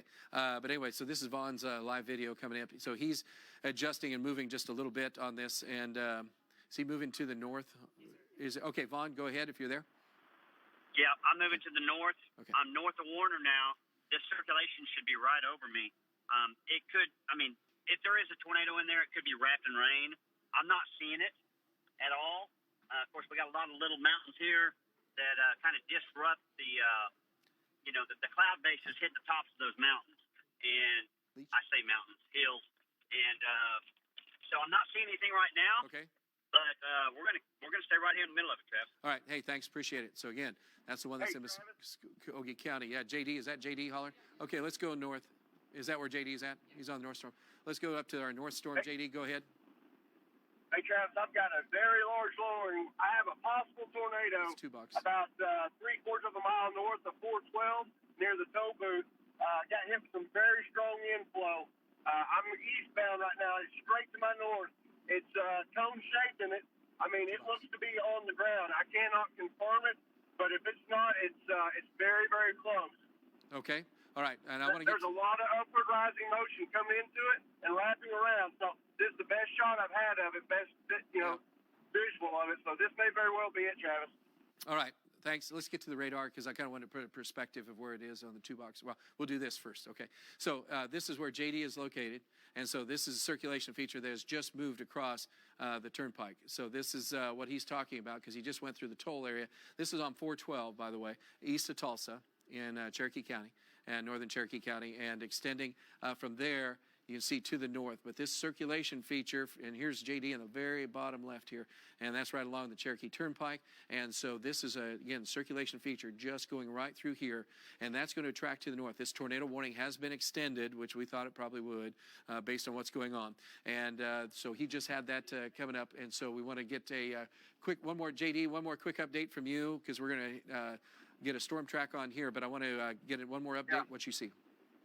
Yep, I still have a visual of it. I'm going to say that there is a very good chance that this is a tornado, Travis. This thing, I can see both edges of it, and from my location, it looks to be going all the way to the ground. There's no hill in between us, so I don't see any debris or power flashes, but it's very, very close to the ground if it is not on the ground, and that's going to be just to the west of Highway 10 and north of 412. I'm going to get off of Kansas and go north, get better look at it, Travis. Thank you. Okay, 10-4. Thank you. Appreciate it. And so Storm, okay, and Brandon. Okay, and then Brandon's a little further south. Let's go back up full screen on radar, could we please, for a minute? So I want to point out again from what JD is talking about. Again, this is just a circulation feature right in here. And so this is what we're watching. So it's near Cloud Creek and just to the north, Twin Oaks. He's going to cut that off. Please be very careful. We have the storm track right here. And that goes to Sycamore at 231 near Sycamore Ranch and Decatur at 244. So that's going to be embedded again. You saw all the grunge. That's what you're kind of going to run into. You won't know it's probably there until it's there. And then JD and Brandon. Where's Brandon? Right now, there he is down there with Vaughn. Okay, and then let's go back down to the South Storm. This is the Muscogee Storms. There's 2 circulation features going on right now. Brandon's at Warner. We also have right now Vaughn. He's up to the north, and he's near the Martin area. But let's talk to Brandon. Brandon, you got something going on. What's coming into Warner? Yeah, Travis, right here to the west of Warner, 266. I've got very strong, not very strong, but pretty sustained low-level wind shear. I'm going to get turned around here, and you can see this. It's going to be just to my north here of 266, east of Warner. Right now, the winds are dead calm. But when I was talking to Stephen about 5 minutes ago, Travis, the low-level rotation, it looked like it wanted to put one down right there in the field. Yeah, it doesn't look good. So, yeah, you got to be careful right in there. So we see the video that you have right there and kind of a wall of, I'm calling it grunge, but just water coming at you. And so we'll keep you kind of in that area. Let's go back and get the radar back up if we could for a minute. So this is where he is. Are you looking to your west? Travis, right now I'm looking due north. Due northwest? Northwest. Okay, that's where the circulation feature is right now. So, yeah, you're right in the midst of it. So what we're going to do is I'll have Stephen talk to you in just a second, but we'll probably bring you in right behind it because that's crossing right now the highway. So if you're right in that zone, you need to be very much aware on the north side of Warner that you're in the middle of that thing, and it could be embedded with a tornado in here. For sure, damaging wind potential is right here as well. So this is what we want you to be aware of. Let's go full screen. Yeah, thanks, on the radar. So I'll get out the picture so you can see on the east side of Warner, we're okay. Brandon's going to come up in behind it. And we're looking at U.S. Highway 64 right now, and so that's the circulation feature going over that at Warner. That's just to the south of where Vaughn is located. So this is a circulation feature that could produce a tornado, if not wind damage in Warner, north side of Warner. Be advised for that. Let's go to the north a little bit farther and take a look at what Vaughn has at this moment. So you see where Vaughn is located. He's come back south. Which way is Vaughn's going away from the Martin area? And that circulation now is crossing. Hey, Vaughn, what do you do? Are you coming south on the other storm, or what are you doing? Yeah, I'm coming south. I have once I got north, there's no way I could catch up with that other one. I'm coming back south. Got heavy rain, so if you're traveling towards Warner from Martin, you're not going to be able to see this circulation. It's heavy rain, and we're going to go ahead and go south and see if we can find you're real close to it, so you better just kind of watch out what you're running into there because it's real close to you. And that's across the highway right this moment. So you can see what Vaughn's picture looks like right there. And then you have Brandon on the south side. Still worried about the Webbers Falls area, though, here. So, again, where Vaughn was located, near the Keefton area, that's moved up around the area. So we got Brandon. Brandon, quick update. What do you have for us? Okay, yeah, Travis, here on 266, looking due north. You can see right there in the middle of the shot, right there over the field. Pull That's that full the screen. area. It's really trying to crank. Okay. You got me? Yep, we do. Go ahead. I was just pulling your shot full screen here for a minute. Okay. Yep, so that area right there, it's really starting to crank there, and it's getting lower and lower there, Travis. Dead winds right now, actually probably getting about 20-mile-an-hour inflow to this right now. All right. Okay, thanks. Back to full radar if we could for a moment. And just want to point out where Brandon is as he's looking at that. Vaughn just driving through it right now. Vaughn, let's take Vaughn's picture if we could and look at it. So this is what he's looking at. Vaughn, give us an update. You're in the middle of it. What do you got? Yeah, just breaking out of it. It's got to be on my east side now. Yep. Probably just to my southeast. Yep. I'm just now breaking out the rain. Yeah. You can probably see better in my video than I can see with my eyes. Yeah, okay. I was just going to get a shot of what it was like inside there since you just shot through the core or close to the core. Yeah. All right, thanks. Let's go back to radar if we could real quick. Tornado warnings continue in in this area, and we again are watching these two zones right now because both of these have potential for tornadoes or strong winds. So the guys have kind of been watching what's going on there. Now, and you see Vaughn has just shot through there. Now he's, because what we're going to do, and Stephen, I'll have you reposition Brandon and Vaughn kind of to get onto that a little bit easier because they're both going to end up in the same spot. And then you can see the other part of this one at the Weber's Falls area. This is part of the whole cluster. This is a cluster, as you can tell. This is wind shear, and neither one of these are indicating excessively strong, but it's still rotating. So these are all rotating. So that's the one that's rotating south of McLean area. And then we have the one that's up near Weber's Falls. Also probably some hail associated with the storm that's moving up to the north. And so we do have some winds estimated at 60, 70, 80 miles an hour. But with Vaughn going through there, he didn't mention anything as far as massive, strong winds. But that's a zone that could quickly become pretty nasty. So again, pretty good indication that there is a chance of a tornado near McLean, and then that could extend on up to around the Highway 10 landing eventually on this. Be advised. Let's go further to the north now on the other north storm and take a look at what's going on there. Okay. They did? Okay, good. Then that's a good thing to point out. Storm to the north. JD's on. Weaker indications right now. Tornado warning has been dropped. So Alan just putting thumbs down on that storm. So we are getting good news on that. Really, it's thumbs up, I guess he's saying, because we're actually going to have, this has gone down below severe limits right now. We still have some storms that are popping up again around the Adair area. And we have our guys, Bob and Tim, that are watching that. Back into the Tulsa area at this time, additional showers and some thunderstorms are going to be popping up. And so we have to watch still what's going on across the area. Our tornado watch goes until 6 o'clock tonight. But as you look at the bigger picture, and if we could, let's go full screen here with the radar. Thanks. We're still watching this zone anywhere from where JD is located, and that zone runs from J back down to east of Muscogee, Tahlequah, Eufaula, and then back down on the south sides right now. We have a tornado warned area down there. Is that, am I seeing that right? So it's just southwest of Kiowa? Okay. So let's zoom down on that for a second, because you guys in southern Pittsburg County, you're up next on this storm. We're going to get an update on that. This is a storm we're watching now. This is a new storm that has the potential. It's a tornado warned storm. You see a little bit of the polygon that has red. That's associated with the circulation feature, and it's far enough away from the radar. This is coming in on Kiowa, though. So I want you to move to a place of safety if you're in Kiowa in southwest Pittsburg County, because this is literally coming in on your area in just a little bit. And so we're going to be talking about that. And Stacia's going to do a storm track on this particular storm here in just a second.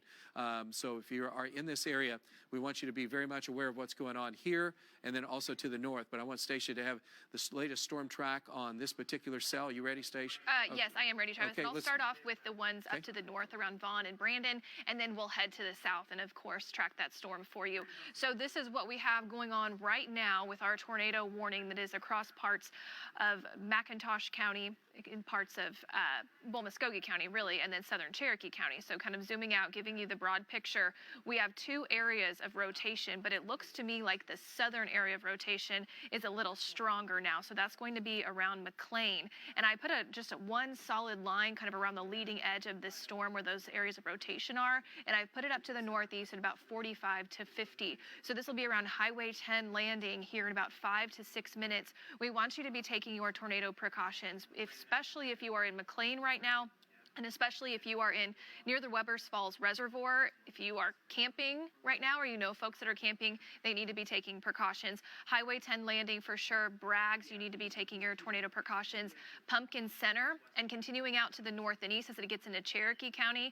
Zeb, be paying very close attention to this storm. Keys, Pettit, Cookson, and folks that are around 10 Killer Lake, especially on the south side of the lake. Again, back to the areas of circulation, the south circulation, the one that moved through where Brandon was from Warner and then back up to the south side of Martin. That's the one that to me is now a little stronger. That is located near 133rd Street on the west side of Highway 75 by maybe a mile or so. So again, you need to be taking your precautions, and that would be lowest level, interior room, get away from the windows, get away from the doors. And again, we'll probably be talking about this all afternoon and all evening because additional storms are going to fire up, move into our area down to the south. Trav mentioned the storm that was in Atoka County. So folks that are in Pittsburg County are paying really, really close attention to this. This thunderstorm is moving up to the northeast, and and it could clip parts of southern Pittsburg County. So it's south of Kiowa. The part of rotation that we would be concerned about should pass south of Kiowa, but it could, again, be crossing over maybe the Pine Top area to Counts. And so that's why we want you to be aware of this. The circulation parts near Stringtown, just north of Atoka, and so that is a tornado warning to the south. So again, as we go through the afternoon, we'll see more development across parts of eastern and southeastern Oklahoma. Storms will continue and could get stronger, becoming an issue for rotation. And so again, right now we have one tornado warning that is still in effect for Muscogee County, and that includes the areas of Martin. Northeast of Warner now is where that circulation is, but anybody from Martin to McLean to Webbers Falls to Highway 10 Landing and up to Braggs, you need to be taking your tornado precautions now. So we'll continue to monitor, of course. Travis, talk to our storm trackers, and we'll do that here in just a second. All right. Hey, thanks, Stacia. I appreciate that. Again, overall, the weather picture is still, in fact, Alan and I were just looking at the analysis of what's going on. And to the west of Tulsa, there's a big cold front coming in. So as we said before, this is a two-part storm system. The first part we're going through right now. We're going to have another update in just a moment for that. Also the one that's down just southwest of Pittsburg County. But this is lining up, and this area right in here, and eventually we're going to share this with you, but temperatures are in the low 40s near Ponca City right now. 43 with like a northwest wind just west of Ponca City, I guess it'd be around 43, and we have a northwest wind of about 33 miles an hour. And so you can see what's headed our way. We are in the mid-60s. It is balmy and spring-like right now, and that's why we're having our tornado warnings and our issues associated with that. So just be aware that this is going to be a huge change. If you have plans tonight, it's not really the tornado. It's just going to be the huge shift in temperatures later tonight. We should stay mild for a while, but this is starting to line up with showers and storms along this frontal boundary. And then our biggest concern continues to be the tornado warning here. JD is still watching north, because anything could happen northwest Arkansas, and then extending. We haven't even touched Adair County, Sequoia County, Haskell County, Latimer, LaFleur, really Pittsburg County. So these are the areas we're going to be really watching. Then we have to watch out for a few of these storms that are popping up out west. Could actually produce some hail, nickel dime size, and move across the area. So that's why we want you to be very aware of the situation of what's going on as we go through the rest of the afternoon. We're still under a tornado watch for the eastern Oklahoma until 6 o'clock tonight, and then that'll be extended in southeast Oklahoma and Arkansas, especially Arkansas, as we go into the evening hours. And the Arklatex area down to Dallas is going to have a lot of severe weather. Right now, 2 active tornado warnings continue in areas. One is going to be just moving into southern Pittsburg County. The other one is around the Muscogee area. You see the tornado watches. I wanted to give you the big picture here for a second. Now let's go into Muscogee and take a look at the storms that are in Muscogee County right now. And these are the ones we're watching. So Brandon's on picking up the storms, and there's heavy, heavy rain with this. So there could be some areas. We're in a flash flood watch as well. So some of these areas are going to have areas prone to flooding. So just be aware of that. Circulation and strong damaging wind potential continues across in areas from Webbers Falls, and then extends to the west of the Braggs area. And pretty much any place that would be in eastern, northeastern Muscogee County we're concerned with. So that goes from Webbers Falls, and then that extends back up to the north and northeast. So this is a huge thunderstorm. Yeah, this is, thanks for putting that in motion.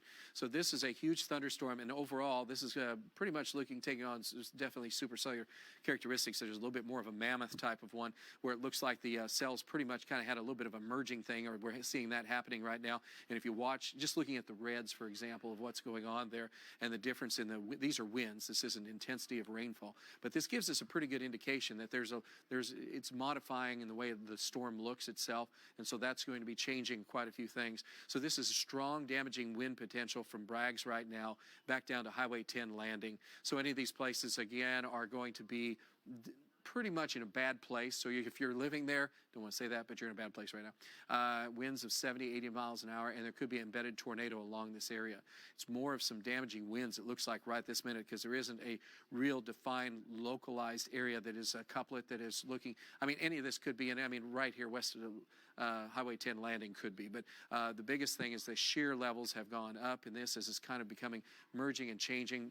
Lots of lightning. Vaughn mentioned that earlier as the storm was developing and moving through. So I think there's a pretty good chance around the Braggs area that we could end up with a tornado. We're going to end up with some strong damaging winds. Let's look at some of the hail potential, if we could, Stacia, and see if what's going on with that. Because as a storm grows, sometimes the hail size is also going to increase. You can see some of the shear associated with that, and now you can see what's going on right in this zone. That's pushing pushing now 80-mile-an-hour winds or so in that zone from Highway 10. And that's pretty obvious from a lot of our velocities that that's happening. And hail potential is all along this leading edge. So this is probably the mother lode of the storm right now that we're most concerned with as it moves in on Braggs.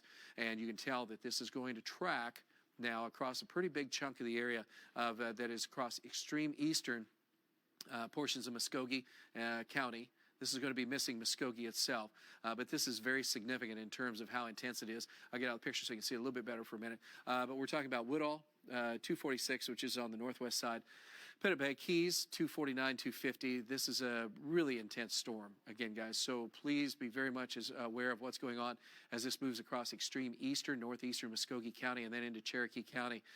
This is going to be just barely clipping on the northwest sides of Lake Tenkiller, and so this is going to be heading on up into areas that we're concerned with that could take it through central Cherokee County, eastern Cherokee County, and this is a big storm. Wind damage right now, Braggs, likely. I'd say 70, 80-mile-an-hour winds possible with this storm. So this is continuing to show the strongest signs of having a pretty bad situation going on. Is Brandon available to talk to you for a minute? I was going to see if his shot is clouds, or I mean, he just dropped off right when I said that. I should say his shot is not much in the way of clouds, but a lot of trees. So he's not in a great position. That's the problem we run into in southeast Oklahoma because it's just so much harder to see what's going on unless you're right underneath it. And the roads are not, just right where we need to go all the time. But we do think that this circulation feature, is this coming out of INX? Can you do SRX for me for a minute? I want to get a different perspective, please. And so this is the area from Braggs, looking at, again, a tighter couplet showing up right in here. So I would be not surprised if something's happening right here, right now, from Highway 10 landing up to Braggs, with a potential for a tornado developing or some very strong damaging winds. This is extreme eastern Muscogee County, not Muscogee itself. Storm track stations put together for us. You can see from Woodall at 246. Again, that's kind of one of the northwest side. Park Hill, 252. Welling, 256. And this is right where it is right now, and this is of concern that this is growing and changing right at this moment into a potential for a more significant weather event, possibly a significant tornado. So that's not a good thing right now.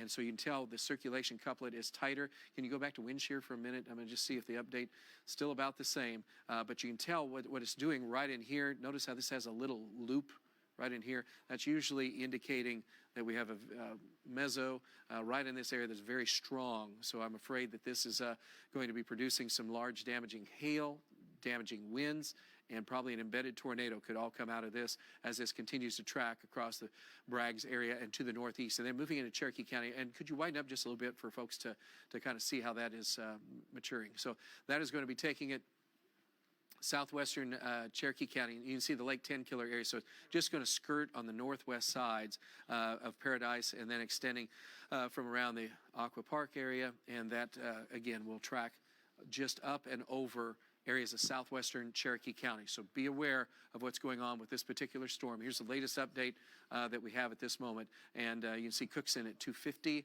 Dry Creek at 254, and we're going to watch this very closely and kind of getting our guys repositioned. But if you're in this area, Pumpkin Center, and then right along and just on the lake to northwest of Lake Tenkiller, this is a significant severe thunderstorm with a lot of potential, still a tornado warning. All right, I want to go down to Pittsburg County for a minute and take a look at what's going on down there, because as that storm is moving in, we now have severe thunderstorm warnings in effect for Pittsburg County, and we still have the tornado warning just on the south side.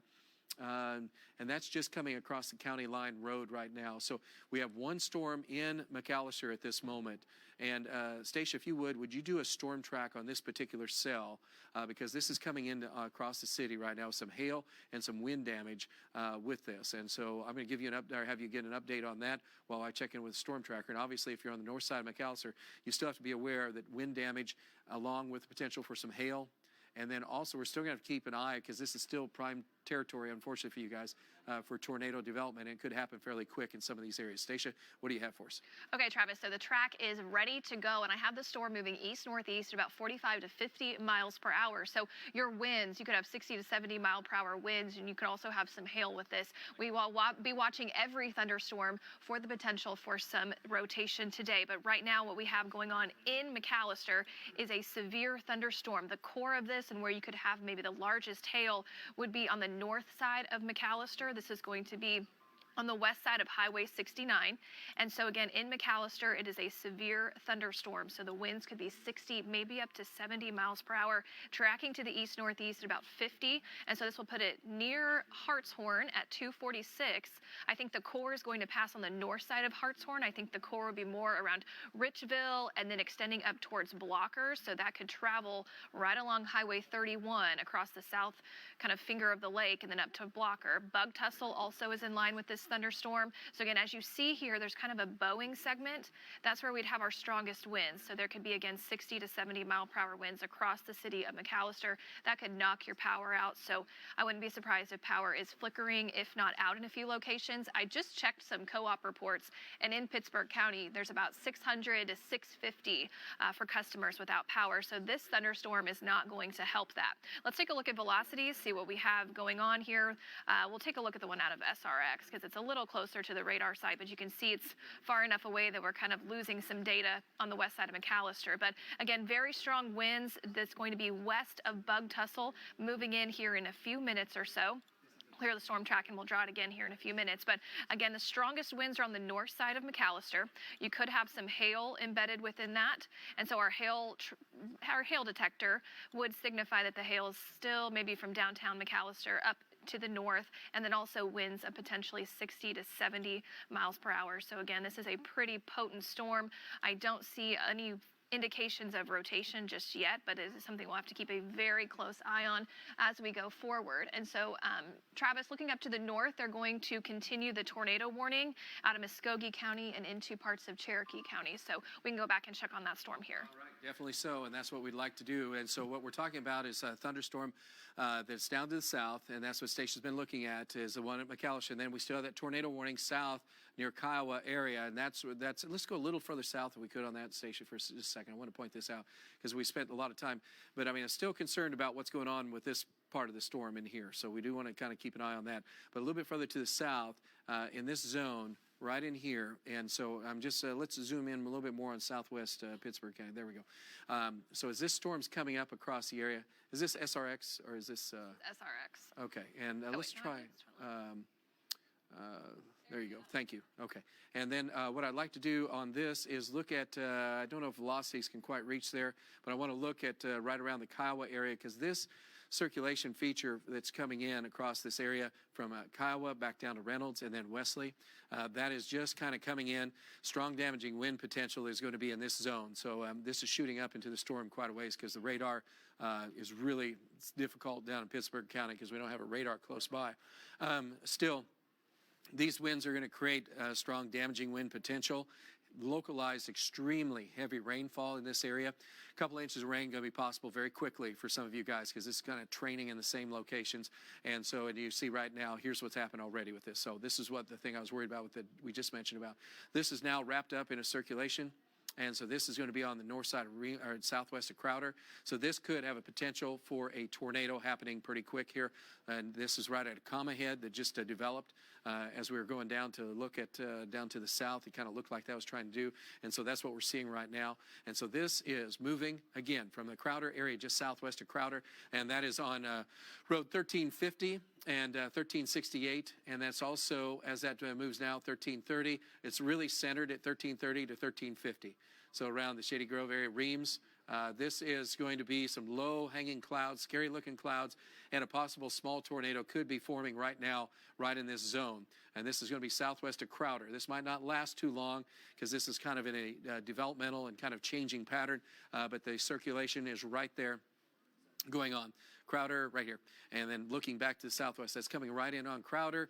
And I would say, even though officially it's not a tornado warning, and the National Weather Service got to be looking at this real close right now because this is going to be strong damaging wind potential, and there is a chance that this could form a small tornado And so we want you to be aware. So again, if you are in Pittsburg County, extending areas on the north side, let's zoom out just a little bit on this. And so what we're looking at from here's the storm we're looking at right in here, just that little couplet that's right in there. That's what we've mentioned earlier. It's like looking for a needle in a haystack, but that's what we have. So it's just northwest of Bug Tussle, southwest of Crowder, and then we have the thunderstorms moving across the McAllister area, and then that extends back to the south with that little tornado warning part. And so this is another comma head type of thing that could happen around the Kiowa area as this kind of reaches out. Here's another one, and so this is probably what they're warning on right now for a tornado warning right in that pivot, because that's another pivot very similar to the one we're looking at just north of McAllister. So those are the ones that have the highest probability. They're creating a little spin as they blow out, so to speak, and then we're also seeing hail increasing in those areas. We want to go back up to the Braggs if we could and take a look quickly about what's going on here. Here's our storm that continues to be a tornado warning. This is extended now through Tahlequah, which we expected most likely if this continued to be strong, and that's what we have right now. Core of it has been over the Braggs area. You can see this looks like kind of like a bomb type thing. It's like, wow, this is huge, and it is. And so they're a very strong indication of this is a shear that's very strong in this area. This is a very strong couplet that I'm really, it's very concerning. It's not, and the only thing that's kind of keeping us from considering that it's not a tornado would be more of a damaging wind potential along this line, 70, 80 miles an hour. And so there isn't any tight couplet right in this zone, but there is, this is blowing out right now and shooting out. And as that continues to shoot out across portion of Cherokee County, you should have wind damage, and you'll probably have some power outages as well that'll go with that. So just be aware that this is a potent storm, because it kind of merged, and we just saw that happen over the last 20 minutes. And so this has now become pretty much of a monster storm. And so this whole thing is circling, and so this is rotating around. And because of that, this is also going to be producing the damaging winds. And this, let's zoom out just a tad bit if we could. And so I get it, Tahlequah in there. There's Park Hill, and so Tahlequah is up in here. So we have Tahlequah with some winds right now with a cell that's right up in this zone. And we also have this storm, which is a tornado warning storm just for this part, and that's extending now to the north, because you see the polygon and the red polygon that we have that extends now all the way up into, even now we've pushed into Adair County, as well as central and eastern and southeastern Cherokee County. So that's why we want you to be aware of what's happening here, because this is a big storm. And unfortunately, our guys are not in position to really see this at this moment, but they are getting a pretty good indication, and we know what's going on with it just because of the damaging wind potential that's happening. Stacia, if you would take us through the storm track real quick, and we're going to look at some more data coming up out of McAllister in just a second. All right, Trav, so we're tracking that area. Again, very, very strong wind potential, 70 to 80 mile per hour winds like you had mentioned. So let's dive in here to the storm track that we just put together for you. Again, the areas that we're watching with the strongest winds near Pumpkin Center, tracking up to the northeast at about 40 to 45 miles per hour. I like to make the tracks faster so that you can stay ahead of it by a few minutes. You just saw the latest radar update, and so it's moving pretty fast here. This is going to bring strong winds into Pettit, into Keys, Zeb, Woodall. That's going to be about 250, so that's about 6, 7, 8 more minutes from now. That'll continue into the town of Tenkiller, up to Indian Meadows, and even Tahlequah, especially on the south side of Tahlequah, that you could have those strong winds coming in. But again, it's moving to the northeast at about 40, maybe 45. Park Hill at 2:55 time-wise, and then for Tahlequah closer to 3 o'clock. So again, the strongest winds right now, I'll show you what our shear looks like. Strongest winds are on this right around Pumpkin Center, and then right along 4450 Road near 900 Road. So if you are familiar with Pumpkin Center, it's on the northeast sides of Bragg now. It's crossing into Cherokee County on the northwest side of Tenkiller Lake, and that will extend up towards Keys and Pettit. Those strong winds are going to be crossing over Highway 82. So these winds could knock out your power, and so we've already had power outages across Pittsburg County today, but I would imagine we're going to have quite a few more as we go through this evening. But at this point, it is a very strong damaging wind potential. We'll continue to watch for more couplets because we still have a long ways to go through this afternoon, and these thunderstorms can spin up quickly like what happened in Pittsburg County. So that little couplet there kind of occurred very quickly, so that's what could continue to happen. So Travis can have an update as we go back to that southern storm in Pittsburg County. Trav? All right. Hey, thanks. And we are talking about, again, we're watching a lot of the data. Alan's keeping an eye on everything. And we're talking about with what's happened is that storm continues, as Stacia was watching. We're also watching what's happening down on the south side. We still have a severe thunderstorm warning for this. There's still a couplet that's showing up a little bit around the Crowder area. And then we have the storm that's down on the south side. So this is coming across Pittsburg County. It's already moved through McAllister, still moving through McAllister. But the most intense parts of the storms are right over the Crowder area and then also extending back to the south. So if you're in central and eastern Pittsburg County, this is a very significant thunderstorm complex. And so you can see that there's basically outbound and inbound. So there's a circulation feature going on right at the Crowder area. And this has become a little bit more pronounced. And because of that, we might be issuing a tornado warning. National Weather Service, we officially have issue any of that, so it keeps it clear so that we're all on the same plane as far as what's going on. But still, circulation feature in here gives us a good indication of how strong the storm is and how strong the circulation is. And that also indicates to us the chances of having a tornado. Right now, it is a wind damage potential. The couplet is very tight in this area. Therefore, the tornado risk is there for Crowder. So even though there hasn't been a tornado warning issued, I just want you to be advised, wind damage, small tornado could spin up. This is the comma head of this storm that's moving rapidly up. So the velocities are very strong with this as it continues to track to the northeast. So we want you to be prepared for what's happening with this, because this is a pretty impressive. And it's continuing to do its same thing. So if you're in Crowder, you should be in a safe place right now, just to be on the safe side. Even though it's a severe thunderstorm warning, you say, it's just a severe thunderstorm warning. Yeah, it's a little bit more than that. And so this is moving to the northeast, and this gives a good indication. Thanks for doing that, Stacia. So this kind of, you can see how this kind of is looped around. It's kind of like a spinning area. And so that's what's going on here. It's kind of like a pivot head right in this area. And unfortunately, that's over Crowder. It's unfortunate it's any place. But if you are in the path of this, which includes Crowder, this will be coming across the lake here shortly. And you follow, unfortunately, you guys again, which is anticipated because you're in the southeast part here of our viewing area, which is getting the majority of the severe weather. Alan was just showing there's a tornado warning down at Gainesville, Texas, across the Red River. So this all goes back to the back. But this circulation is now intense enough that we want you to be moving to a safe place. If you're in Crowder, you should be there now, and that's going to continue to move to the northeast. Stacia's put together Canadian Fork, Eufaula, extending down to Texana at about 3:11. So be advised for that, and you can tell basically where it is. Again, this is about minute to minute and a half old data, so this is already through the Crowder area and just sitting on the northeast sides of Crowder.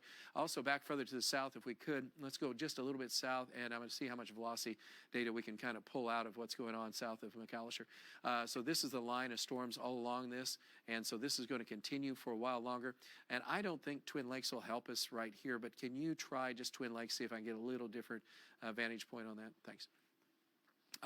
So this is the leading edge right now. And so you still have severe thunderstorm warnings, eastern Pittsburg County, and that is still moving across the areas that will go through Hartshorn and then extending back on up to Wilburton. So these are moving in your direction. Tornadoes are going to be possible any place in this zone because the atmosphere is extremely unstable down here, and we're in the mid-60s dew point, mid-60s, upper 60s temperature, and we have tremendous dynamics at play here. So that's why anything could spin up in a short period of time. So if you're in this zone, severe weather now across the eastern and southeastern portions of Pittsburg County, and so we're looking at a continuation of severe weather going on. So again, with the heavy rain and thunderstorms, we're going to be watching this closely. Also further to the north at this moment, we're talking about areas, the tornado warning area continues. As you can see, when you can tell the target zone right now is right in here. If it isn't a tornado, it's very possibly should be, unfortunately. Qualls, this is moving in on Keys right now. I'm going to call this a tornado. Can you look for debris for me and see if we have any indication? This should be a tornado. If not, it's got to be awful close. So this is coming up across the area. Is he going up through Fort Gibson? And he's east through Fort Gibson. And then JD will be on the south side. Yeah. If you're around Tahlequah, this is, I don't like this at all. This is a very high probability of having a tornado near Zeb and just to the west of Pettit and to the north of Qualls, or near Qualls right at this moment. This is a circulation feature that is very significant, and this is part of that massive storm that I said, that big thunderstorm that just pretty much has really matured and gotten to a point now where if it's not a tornado, it's going to be very strong, damaging winds, 70, 80 miles an hour. Let's go wind shear, if we could, on that for a second, Station. And look at that. So this is the location of what's going on, then that extends back to the south. So that's why we have a tornado warning on this particular cell. And then let's take a look at the hail rate and the weather analysis, if you would, and see what we have there. And see if, okay, so yeah, so you see what's happening here is that's a bad correlation to have of what's happening. This is off the surface, but that doesn't really make a whole lot of difference. This is computing what's going on there. I would say that we're in a very serious situation right now with this area. So if you are any place west, southwest of Keys, in portions of west central Cherokee County, you have to realize this is a very significant storm. So we have the storm that's been near Crowder down to the south in Pittsburg County, and we have this storm, which is worse than the Crowder storm. This is the tornado warning storm. And let's have another updated storm track if we could on this, and see what happens here. And so this is going to, again, let's go full screen, thanks. So we're looking just southeast of Zeb right now, and from here, this will be tracking to the northeast, east-northeast, as it starts to turn a little bit. This is a wall of water, and embedded in that could be a possible tornado. So this is coming up on 830 Road, where it intersects with 490 Road at this time. So that's one of the serious spots besides Woodall, and then extending from Woodall, that goes back to the Keys area. So this is just going to be just a lowered cloud area that's just going to come flying through with damaging winds. And some of this will be straight line winds, but embedded along that line. For example, what you see right there with the bright green and then extending back into the red, right in here. That would be like a location where we could have a small spin up right along this leading edge. And it's right along the kind of the gusting out zone of this. And so as that happens, this is like a spin up right in here potential. So just southeast of Woodall, Zeb area, that's where the highest probability would be to just coming in on the west side of Keys right now. And then that's going to come up into Park Hill at this moment. So this is moving in on the southeast sides kind of Tahlequah. And this is going to be just a wall of rain and water, low hanging, scary looking clouds. And that's also going to lead to a potential for an embedded area of kind of a twisting of winds. And that could lead to right along the leading edge, a spin up of a tornado. So that's why this is an extremely significant event going on right in this zone right now. And tornado warning is in effect, and that will be in effect until that thing is out of here. But this is a big rotating thunderstorm in this zone, which is huge, and that's going to continue. And you can see what's happened here. Stacia's put it into the track. It's stated with a tornado warning the whole way, just because of its intensity and because of what it can do, because now it is feeding on the leading edge of this warm, moist, unstable air. And so that's making its way. And so this is significant, and I'm afraid it will stay significant. The size of this thunderstorm is going to be significant enough that we're going to have some issues. I don't have any storm trackers right in that zone now. Ron's right in behind it. Is Stephen, do you know if is Ron on the line yet? Do you know, Stacia? Or do you know if Ron's on the line? He is. Hey, Ron, if you would you just, you're running into this, you're coming in behind it, but can you give me an update kind of what the situation is for you right now as far as, can you tell very much about it? I know it's the backside of it and all, but what do you have? That's exactly right, Travis. It's just really hard to tell right now.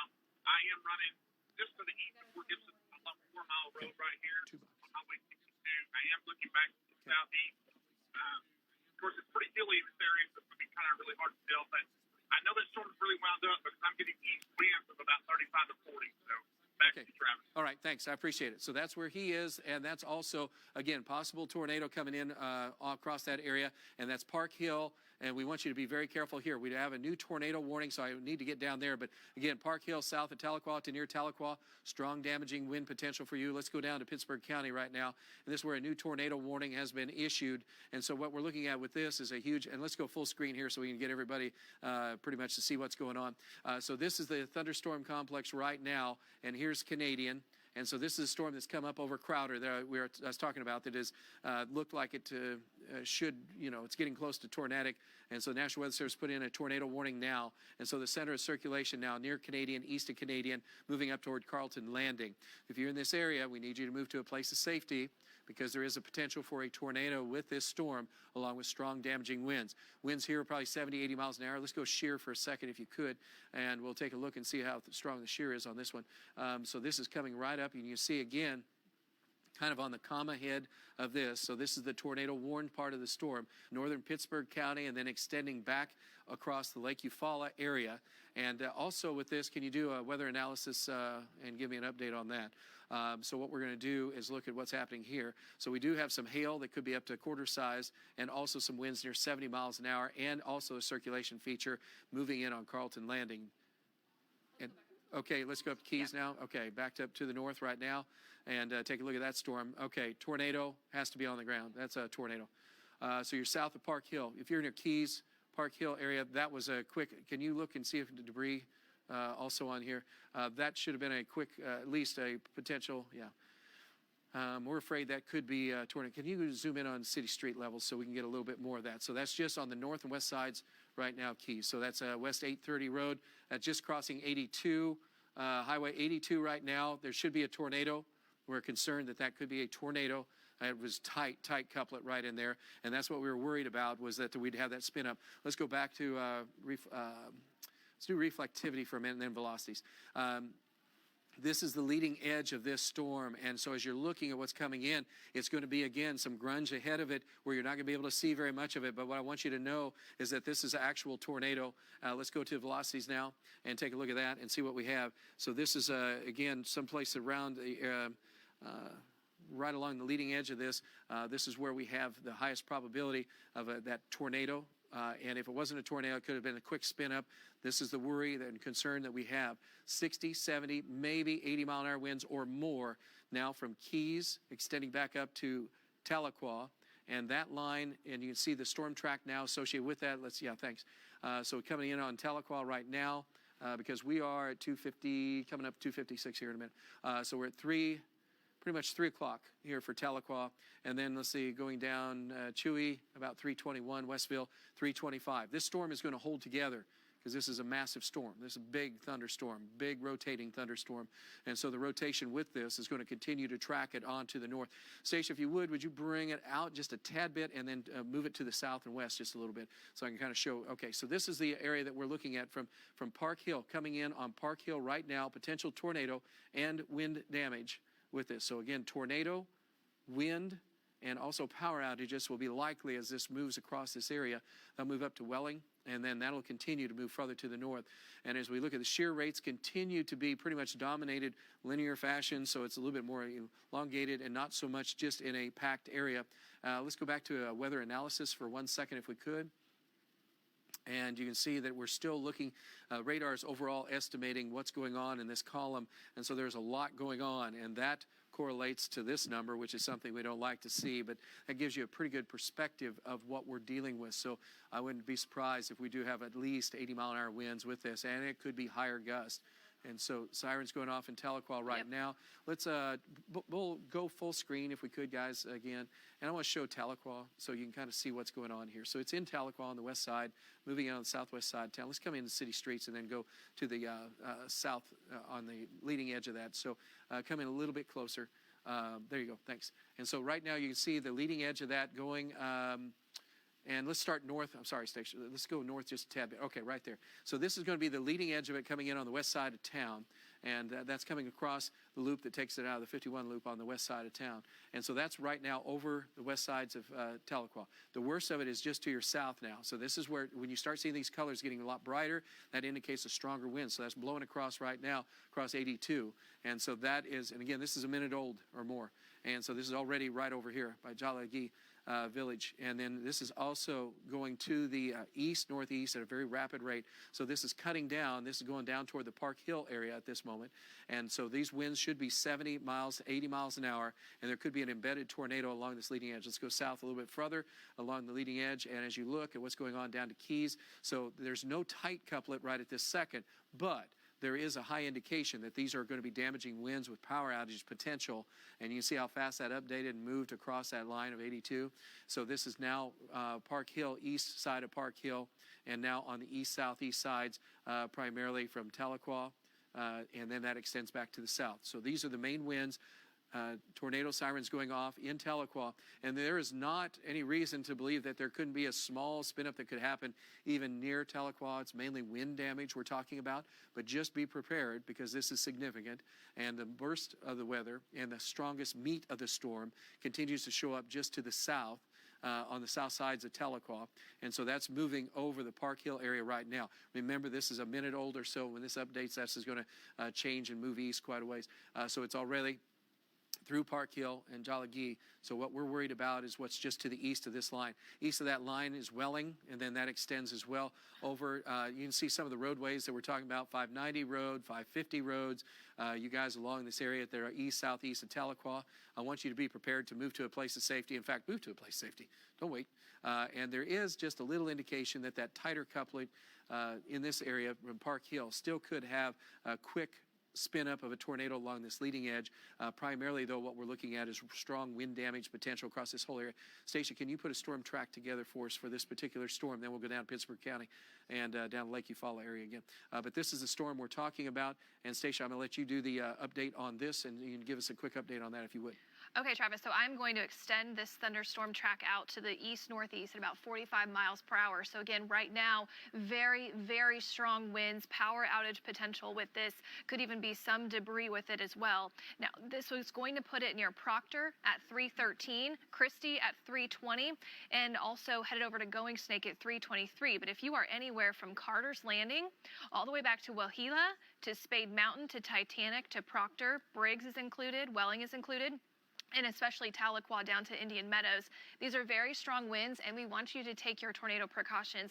There might not be a tornado on the ground, but these are damaging winds that could come in. So we want you to get into the center of your house, and we want you to avoid windows, and we want you to avoid doors. Kids are getting out of school now, so kids are heading home. If we have any children watching, do the same thing. Just head into the center room of your house or wherever you're at. That could be a closet or a bathroom, but get away from the windows and get away from the doors, because these are really, really, really strong winds coming in, 70 to 80 mile per hour winds, and that could definitely do some damage. The power might be flickering. In fact, we will probably have power outage reports coming in after this storm passes through. But again, from Tahlequah to Briggs to Proctor, and even extending up to Going Snake, which will cross into Adair County, the Chance area, Whitmore, I would even say Barron, England, Stony Point. I think the strongest winds will pass north of Stillwell, but still be watching this storm if you live around the Stillwell area. But again, strongest winds right now are pretty much on the eastern side of Highway 82 and probably in the town, Travis, of Welling now, kind of on the southeast sides of Tahlequah. All right, thanks, Stacia, appreciate it. So again, what we're looking at overall, we still have our tornado warning in effect for all of the areas off to the east of Tulsa, and really Tulsa inclusive of that. Speaking of Tulsa, we're getting a lot of rumbles of thunder, and I've had some Facebook who just did a quick scan of the information and radar. But we do have lightning strikes now around the Tulsa area. This is associated with thunderstorm coming into the city at this time. And then we also have rain and thunderstorms. Now, I mentioned, and if you're just joining us, my goodness, it's cold behind this. So we'll drop 20, 25 degrees in the matter of about 30 minutes to an hour. Once this cold front gets in here, right now the cold front is still situated out to the west, but it is making headway to the east. And usually cold fronts come in a little faster than we want them to, but this one will help at least cut down the chances of severe weather, except for winter weather. But you can tell there's 20-degree temperature difference now. Pawhuska, it's hit Pawhuska, so you're at 44. So you go from balmy weather to like, oh my goodness, because we're throwing in a north wind of 20, 30 miles an hour. So that's going to happen. Now, most of our models are trying to slow down the front to slow down to near Tulsa before it moves and makes a big push tomorrow morning. But the way the front's moving right now, I would be prepared if you have to be out, probably during the evening hours. You're going to have to be watching closely because the temperature drop-off is going to be very, very significant. And Pawnee now down to 48. So you get the general idea of what's going on. So this is all juice, high humidity levels, amazing what's going on. So tornado warnings right now showing up in central portions of Cherokee County. Tornado warning in effect for extreme northeastern Pittsburg County, more so southeastern McIntosh and extreme northwestern portion of Haskell County. Severe thunderstorms now across eastern Pittsburg County. Tornado watch in effect for the area. Once the cold front comes through, then that cuts out the, so once your temperature drops 20 degrees, tornado chances are gone. So pretty much your county or your location, we'll put it that way, is no longer under a tornado watch. So this is the big picture of what's going on. We have severe weather all the way deep down into Texas. We have heavy thunderstorms going on. In fact, yeah, if you do, can you do national reflectivity for me for a second? So we do have severe thunderstorms down in this zone. This is going to be tornado zone for this evening, expecting a significant severe weather outbreak across the Arklatex area. We've talked about that. We have the freezing rain. Now, just north of Wichita, temperatures are below freezing. So any place you see the magenta, that's where precipitation is falling, and it's also where temperatures are below freezing. So that's not that far away from us. And then we have still a wave of energy coming in out of New Mexico, which is the one that's going to come up through our area, and that's what's going to give us our freezing rain and then our chances of snow. And we're going to be talking about that a little bit later on, and you see the snow out to the west. But this is the action going on right now with severe weather across eastern Oklahoma, back into the area. A couple tornado warnings happening at this moment. So we have the one down around the Lake Eufaula area, which continues to be a very, very strong severe thunderstorm at this moment. Vaughn is on that particular storm. Let's zoom in a little bit closer, and let's go full screen if we could on the radar for a moment. And you can see where Vaughn is located. And so this severe thunderstorm, again, this is another part of this storm which has been very active. So this is another system or another thunderstorm that's sort of rolling across the area. So this is what he's watching at this moment. Is Vaughn where he can talk, Stephen, do you know? No callback. Okay. So we're watching right now just anything that's going to happen in this zone. We've had tornado warning for this area as this has moved up from Crowder and then moved up across the Lake Eufaula area. And you can see here's Eufaula because it's kind of hard to see with all this data on here. Let's go to, not to share, but to analysis, if you would, for a minute. And I want to look at what's happening. So this would be some hail that's with this core. We don't have any real strong damaging winds that are showing up, but we do have estimates now, showing up along this pretty much this outflow area of this thunderstorm with 70-mile-an-hour winds or so. And so Vaughn's real close to that. And so there's a pretty good indication that that's probably what he'll run into when he's picking up on this storm here.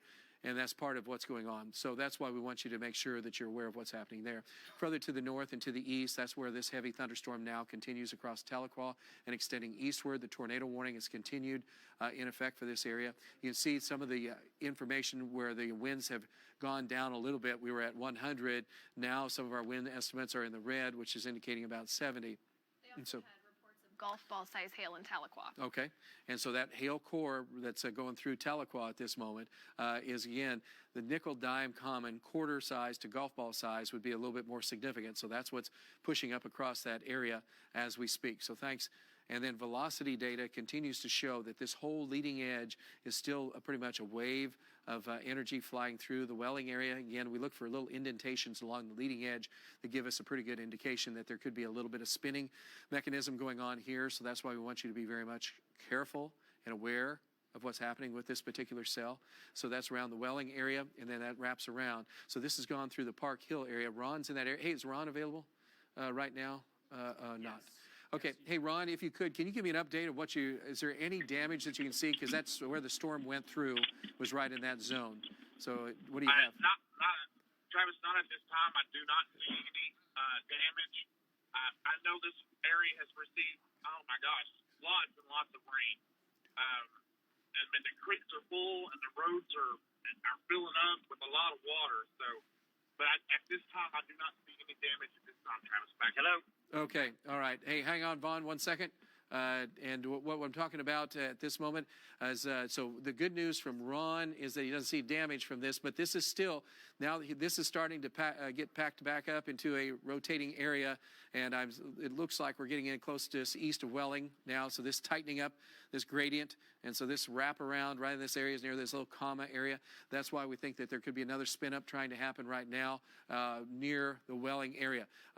This hasn't been apparently widespread damage. We'll look at some power outages information in just a little bit just to find out, because that gives us a quick indication of how many folks pretty much have to deal with what's going on. So this is what we're seeing right now.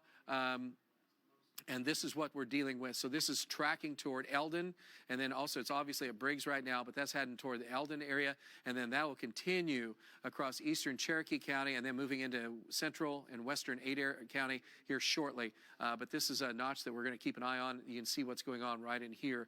So those are the leading edge ones we have to watch out for. And then you see Brandon's picture. Let's go down to where Brandon's located. We'll let him talk to us for a minute because Brandon is at this point, we're watching the storm down to the south as well. And so Brandon is right now near part of this leading edge of, again, another wave blowing on into the area. Brandon, I want you to give me a quick update, if you would, on what's going on with this storm right in that area. Brandon, you there? Oh, okay, sorry. Were you talking to him? Messed it up probably for you. Brandon, Brandon, if you're there, can you give me an update on what you're looking at right now? Travis, can you hear me? Yeah, I can now. Okay, yeah. We're going to be just to the north of I-40 right now here on US 100, north of Weber's Fall. We just got hit with some really strong winds. I would estimate probably near 60 miles an hour as this little band came over us. A lot of real low ragtag hanging clouds in the area. Travis, we don't really see anything of interest as far as circulation or anything, but we're watching it and monitoring this line very closely. All right. Hey, thanks. I greatly appreciate it. And so, again, these are areas that we're watching, and around the Tahlequah area and to the south, this continues to be the zone that has the highest probability of strong, damaging winds. And Stacia mentioned just a minute ago some golf ball size hail that was reported in Tahlequah. Back to radar for a moment, and you see where Brandon is located. You see where Vaughn's located. He's picking up this storm that's coming in right now into southeastern portions of Muscogee County. And along the leading edge of this whole area, this is pretty powerful areas of storms, again, that are showing up. This is, are you on INX? Let's try SRX if you would. Thanks. Here's a circulation feature going on from around the Enterprise area. And so this is what Vaughn's running into. Vaughn available right now? Do you know if he's online? Hey, Vaughn, if you're with me, can you go ahead and give me an update on what you're looking at to your southwest? Yeah, that area circulation, I just sampled some of the winds a little bit earlier, and they were pretty strong, but I'm trying to get out ahead of it. I think this thing is headed in the general direction of Forum, and it looks like, to me, the last I saw that area of rotation, it was strengthening.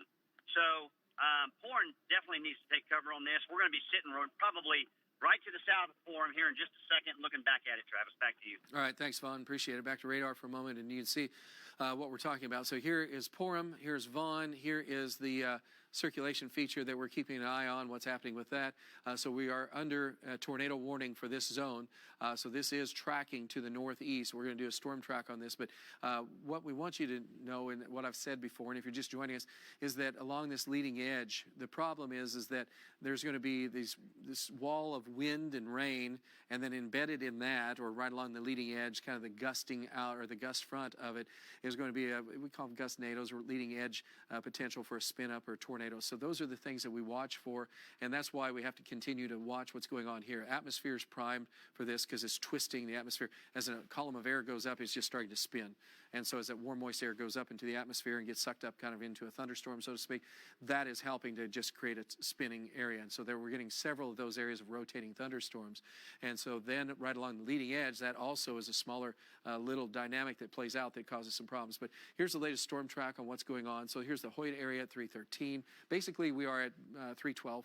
Are coming up on 312 right now. We're at 333 at Weber's Falls, and then that extends as well to Notchtown around 338, Bayan at 339. So these are still, even though they seem like, man, they've been going on and on and on, these storms are slowly shifting further south and east. And we do have some rain thunderstorms in Tulsa that are happening. These are not severe at the time, but we're going to talk about that in a minute. Meantime, you can see what's going on. So you're around the Hoyt area to around the Forum area, you could experience some severe weather of what's going on. We do have amounts of rainfall that are absolutely amazing, and Ron Morton mentioned that just a little bit ago. Take a look at some of the rainfall totals now, and you'll be able to see what's happening because we do have significant areas with water because these are training over the same area, and so that has left us with a lot of water in specific areas. And some areas, like for example around Tulsa, this blue area doesn't indicate very much. So from Okemah, then extending back up southeast of Sapulpa and into downtown Tulsa, the lighter blue is just lighter amounts. But we get into some of these areas, Stacia's pointing out, some of these amounts of rainfall are absolutely amazing. And so this is going to be continuing to be a problem for anybody who has to travel, and especially if you're trying to go home this afternoon, because some of these low water crossings and we're under a flash flood watch anyway. And then probably, I haven't seen any aerial flood advisories yet. Is there any? No, and these are, right now what we're looking at are 3-hour rainfall amounts. So those are it. Okay. 2 to 3 inches in 3 hours is That's a problematic. lot. Yes, so much water, and so we still have that, and then we have our tornado warnings. So the tornado warnings that we're looking at continues to show up to the south, and that's right around the Eufaula area, and that's what Vaughn's on. Back to the north, the one that we have as well, JD, as well as Bob and Ron. We're finally getting kind of around that. JD's getting close to that. So there's a couple of issues right now. So you can see where Ron is located. You can see that this is still a wave, and this is moving across the county line right now from pretty much from Cherokee County into Adair County. And so what that's going to do is that's going to continue to keep our chances of severe storms with damaging winds going on in this area. And Stacia, have you looked at how many power outages have been going on? What do you have? Not a lot, Travis, have been reported yet in Cherokee County, but I think here within about 15, 20 minutes, we should start to get more of those reports coming in. And literally a minute ago, you just asked me about aerial flood warnings. Guess what were just issued? Okay. Aerial flood warnings. So that is going to include Cherokee, Haskell, Latimer, McIntosh, Muscogee, pretty much where we've had these heavy thunderstorms here over the last several hours. They're producing 2 to 3 inches of rainfall, and we have the flash flood watches in effect for this evening. Our ground is very dry, so this is not really going to soak in too much, and that's why there's going to be a lot of runoff. And with these heavy, heavy thunderstorms, they're going to produce a lot of rain and move over the same locations. So as you are out and about, I mean, please be very cautious. Right now, if you are in areas that are dealing with these strong to severe thunderstorms, we want you to stay home and we want you to stay safe. But the flooding concerns, that will continue into tonight as we've had so much rain. Now, what you're looking at here is the thunderstorm up in far eastern Cherokee County, western Adair County. The area of circulation, it's kind of broad at this point, but still warranting a tornado warning and still with strong winds, so 70, maybe up to 80-mile-per-hour winds. This could cause damage, and if you are around Proctor to Christie, Going Snake to Chance to Watts, you guys are up now and you need to be taking those tornado precautions. So we want you on the lowest level. We want you to avoid all the windows and find that interior-most room of your house. I mentioned earlier, kiddos are getting home from school, so if kiddos are home now and you live in northern Adair County, we want you guys to, again, find that bathroom, that closet, and just take cover from this because the winds are going to be very strong. And there's one area that we're watching here with potential circulation, and that is going to be on the southwest sides of Proctor, northwest of Titanic, pretty much, Travis, right on top of the Cherokee Adair line, and it's moving to the northeast at about 40, 45 miles per hour. All right, not good news to hear because this is continuing. Also getting reports out of some damage from McAllister Southwest. We're going to find out more about that. I'll have some information for you.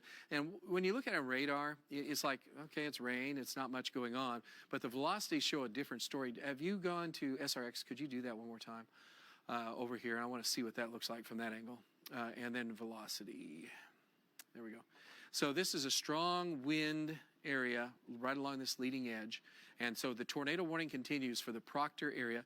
Bob's in behind it there at Tahlequah. JD's up on the north side. Where's JD? JD's up on. Oh, he's way up on the north. Okay.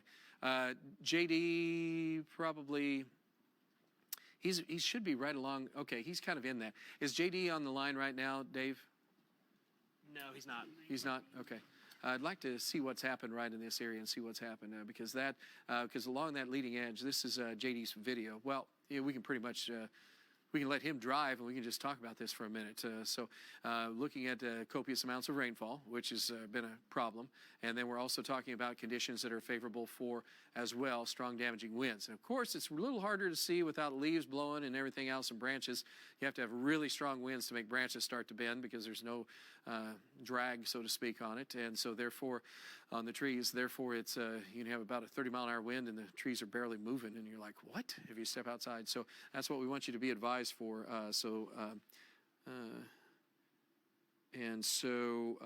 That was Atoka. I just left Atoka, Stephen, is what you said. All right. This is what we're going to be dealing with, and as that line moves through. Okay, thanks, and thanks to JD, even though he can't hear us right now. All right, back to what's happening. So this is the tornado-warned storm, and this is the area that we're concerned with. This leading edge is always the problem. This is heading up towards Siloam Springs right now.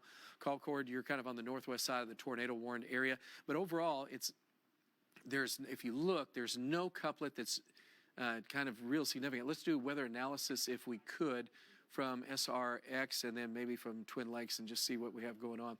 So we're still looking at winds that are running right around 70, maybe 80 miles an hour in some of these zones.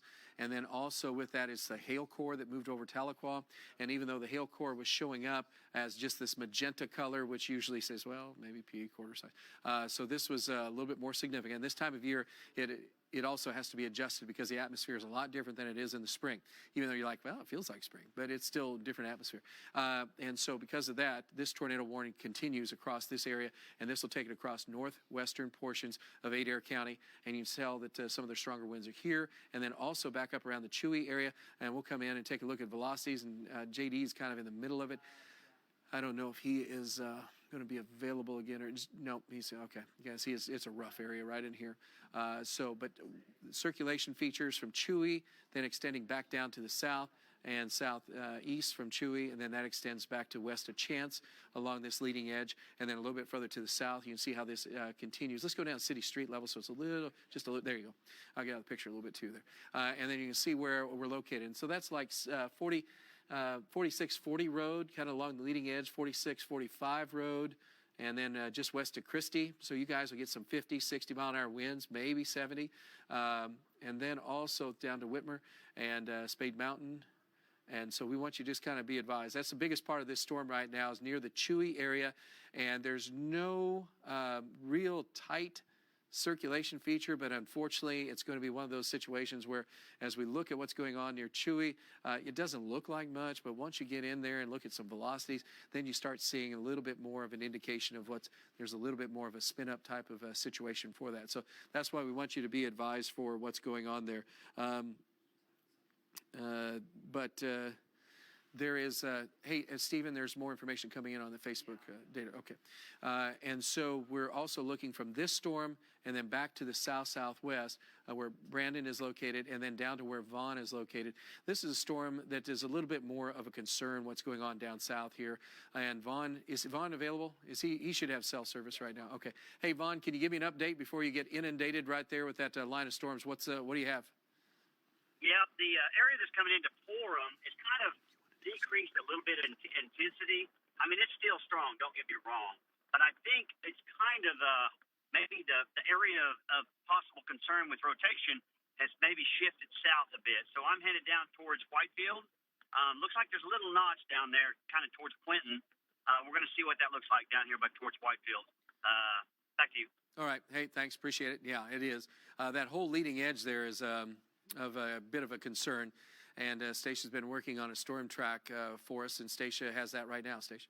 All right, Trav, yes, I put together a storm track right along the leading edge. And so along that leading edge, any little notch that you can find, like you mentioned earlier, trying to find a needle in a haystack, that is what is going to be the tough part of this. But again, little notches could signify areas of rotation. So this track here is east-northeast at about 45 to 50 miles per hour. This is going to include Porum to the south, Hughart to Kinta, down to Wilburton. Right now, this thunderstorm is literally in Wilburton.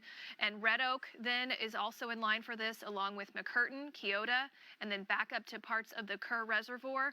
The northern side of this line of thunderstorms could even move to Vian, to Salisaw. So we want everybody within this path to be cautious. And also, it would not be a bad idea just to kind of make sure you're in the centermost part of your home, because it does not take a long amount of time for these thunderstorms to spin up and produce a tornado. It can happen very, very quickly. So as these strong winds come in, 60, 70 mile per hour winds, that can knock your power out, but also we could have little spin ups. So we want you to be cautious of that. Again, the areas that we're watching pretty closely are the notches. There's one that's going to be on the southwest side of Whitefield, and that is going to move up towards the Whitefield area. So we want everybody from Briartown to Whitefield to Hughart to Stigler, McCurtain, LaQuire, Lafayette, Cedar, Lodi, Walls. We want you guys to be taking your tornado precautions. Again, we don't have any confirmation of a tornado, but this is definitely a scenario that can produce one quickly. There's going to be a lot of rain headed your way. These thunderstorms are good rainmakers today, and so you could have 2 to 3 inches when it's all said and done in the course of maybe 3 hours, with additional rain still later this afternoon and into this evening, plus tonight. So we still have a ways to go. But right now, the atmosphere is more conducive for these severe storms to continue to spin. And so that would be in southeastern Oklahoma, where we currently have these thunderstorms ongoing. So again, want you to be very cautious as these move through your locations. Right now, we have severe thunderstorms from southern Muscogee County near Porham that extends back through Haskell County on the western side of Haskell County and the western side of Latimer County. So from Wilburton up to Porham and even extending up towards I-40, this is where we have our severe thunderstorms that along that leading edge very quickly could have some spin ups, Travis, and also those 60, 70 mile per hour winds where you notice a little bowing. So from Hug Heart, maybe back down to Kinta, little bowing segment right in there that could have some really strong winds. We'll keep an eye on power outages. In fact, I just looked, and Pittsburg County, Trav, 900 co-op customers now without power. I'm still looking at Cherokee County, but I haven't had a lot. Let me double check real quick. Nope, not a lot coming in just yet. Well, there's some good news there. Hopefully that's the case. Also, what we're talking about is that the chances of the rain and the thunderstorms, those are going to continue for eastern Oklahoma. We'll also have, let's come back into Tulsa County for a minute, because there's been some rumbles of thunder and up to Bartlesville. This is the leading edge of a cold front. Had a little bit of time station while you were talking. This is the cold front now. Cold front's not really supposed to be this fast. This is moving. Steven said hauling. And so it is hauling into our area. What does that mean? That means we're going to get colder faster, which would lead to us having a higher probability of maybe some issues a little earlier than late tonight or tomorrow morning with cold air getting drained in here fast. Cold air, Arctic air just blows in so fast. And so this is the leading edge of it right now. And so this runs pretty much from just west of Bartlesville, Barnsdall, back down to Keystone Lake. So, I mean, literally, if you don't have a coat and you're going to have to work for a couple more hours, you're probably in Tulsa or West Tulsa. Whew, you're going to have goosebumps when you walk out to your car. This is a significant cold front coming across the region, and this is going to make a huge difference. Back into the Tulsa area right now, and you can see that we have some rain, showers, not much on the south side. Let's come into the metro a little bit more, if you would. And Tim right now has one cell that he's watching. He's sitting, looks like on Riverside at this point. Tim, if you can you give us an update on what's going on in your location? Oh, Tim, can't talk to him? Okay. He's got the shot up, though. So this is what it looks like in town right now. We've had rain, but we haven't had that much rain right at this moment. So there is at least some good news there, because not too many people want to have to deal with the rain and any flooding issues. And our soil temperatures are running in the low 50s right now, so that is good news. But Tim is located right in an area, again, right along Brookside, and so what we're looking at right along this leading edge, this is just a band of rain coming across the Tulsa area, and we've hardly had any lightning strikes with that. Back out a little bit, if you could, and we're going to go back out, and you see that line of storms out west, and that's what we have going on. So for you guys in Tulsa, get ready to freeze. And if you're in Osage County, you're going to feel the effects of it now coming in on Barnsdall. Our latest temperatures now, Pawhuska at 44, which Pawhuska would be like more here, and Pawnee's 48. So these are cold temps. Coffeyville, now you're at 42. So these temperatures, man, there's a quick drop of 20 degrees once that boundary gets through the area, and we'll have more of that coming up. All right, back to the southeast. Heavy rain showers and thunderstorms continue, primarily in areas now moving in northwest Arkansas. So we do have a severe thunderstorm warning now up into Washington County or Benton County in northwest Arkansas. Tornado warning still continues with where Ron and JD are located. This is a significant storm. Tornado warning where Vaughn is located, with severe thunderstorms now extending through Latimer, also through Haskell counties, and now western Sequoia County. So these are additional severe storms, and these are continuing to blow up. And this is the zone we said a while ago that was going to have the best chance of additional strong to severe storms with some potential for tornadoes. This is an edge for the tornado warning now, and you'll see what's happening as we look at some of the velocity data coming across. Really, it's not looking awful. Winds of 50, 60 miles an hour are going to be possible along this leading edge. It looked a lot worse a little bit ago when it was just southwest of Tahlequah, and I'll be surprised if there isn't some damage coming in from out some of those areas. But this is, again, tornado warning, and you see the polygon right in that area. Severe thunderstorm warnings also go up to the north of that. These are the tracks of the severe storms. So when you're looking at what's going on with the storms, we've had kind of two areas, basically. One that kicked off near the OK location. We had tornado warnings issued originally from around the Muscogee area. Then that took off, went northeast. And then the one that turned into a beast happened. It pretty much started down around Lake Eufaula and then really got going as we took it on, and still is going strong across eastern portions of really east central portions right now of Cherokee County. And you see our tornado warning outline continues across northern Adair County just because of how strong this particular storm is. Back to the south a little bit, Station, if you can. Let's show what's going on there. So this is parts of the storm that's originated, some of that. And we don't have that as much on this. Is that out of SRX? This is out of INX. Okay, let's try SRX, see what happens down in southeastern Oklahoma now with some of these storms. But so these are the areas that we're looking at, and we're going to clean this up just a little bit so you can kind of get an idea of what this looks like. But so what we see right in here, anything that's in yellow and then the reds, those are the ones that grab our attention a lot because those are the ones that just have a tremendous amount of energy flowing through them and have a lot going on. All right, back down to where Vaughn is located with our tornado warning. He's right along the leading edge of this, just south of Porham at this moment. And is Vaughn online at this moment? Okay, so we're looking at this. Let's go full screen on radar for a minute. This is the area, so there's going to be some hail potential along here, and then you see little notches right down in here. And so Vaughn's caught up with it right at Whitefield at this moment, still under the tornado warned area. And also you can see right along this leading edge. Let's go to velocities if you could, please, before I go to Vaughn. And so we're looking at the edges coming right on in across this area and then going down to Kenta. Okay, come on in closer to Vaughn. We'll see where he is located, please. And right at Whitefield, east side of Whitefield now. Vaughn, update. What do you have? Yeah, these kind of, storm systems, they're very, very difficult to pinpoint where that's going to be at, like we've been talking about. So that little notch was developing down by Whitefield. I'm on Highway 9 now, headed towards Stigler, but it looks like the actual development might have occurred north of me and more up towards the Porham area. But there's two areas that are concerning, one up by Porham and one just south of me. So I'm right in the middle of them. I should be able to see either one of them if something happens, Travis. Back to you. All right, thanks, Vaughn. Appreciate it. Back to radar for a minute. So where Vaughn is located, and then also we're looking to the north, to the south, as he said, but this is associated again with storms that are continuing to move into the areas where the highest probability of severe weather. So now with that new severe thunderstorm warning, that's going to be covering a lot of real estate, really. And you can see Latimer County, this extends back on through Haskell County, and then down into western portions of Sequoia County. And so that's a severe thunderstorm warning. They'll continue in effect. What does that go to? I don't know, we're at 3:30, so that should be about 4, right at 4, okay. And so we're talking about conditions right along the leading edge. Vaughn mentioned this, but we're looking at all these little notches for you guys. And as that continues to track to the east, northeast, tornado warning, we don't know if that'll be allowed to expire or not, but the velocity data is more representative of trying to find it and of strong winds and occasionally just a quick spin up that could occur with some of this. So just be advised. Most of Pittsburg County now, you guys have kind of cleared out of the problem. We have a little bit of a severe thunderstorm warning kind of left in your area, but I'm not really worried about that at all, or we're not. Most of the concern now stretches from Wilburton back to the east. Let's go back up to the northeast from where JD and Ron is located. Let's go down along this line again. Update on the tornado warned area that's to the north. So you can see we have our storm trackers pretty much positioned across the area. And then you see the storm that's around the Siloam Springs area to where JD is located. So this is, again, rain, thunderstorm activity. Is JD or Ron available?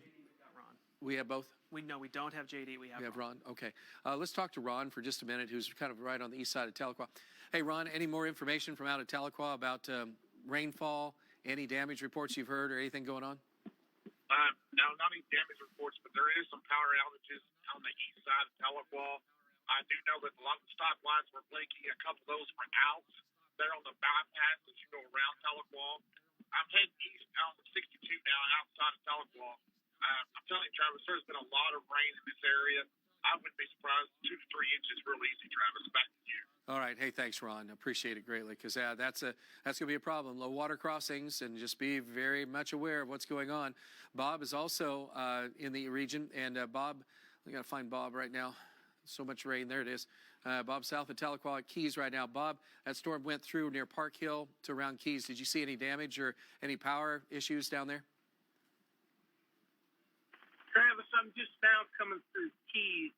I saw some aluminum that looked like it might have come off of a shed, but nothing too significant. From what I can gather from emergency management down in here, the biggest issue right now is the rain. Okay. All right, so again, heavy, copious amounts of precipitation falling with these storms. The good news so far is even though the winds have been extremely strong, the damage potential has been there. We have not really seen too much else in the way of getting reports, just a few coming in from near McAllister. And we're trying to confirm some of that information. And then also, we do think that there's going to be a few embedded areas where some of these storms went through that had some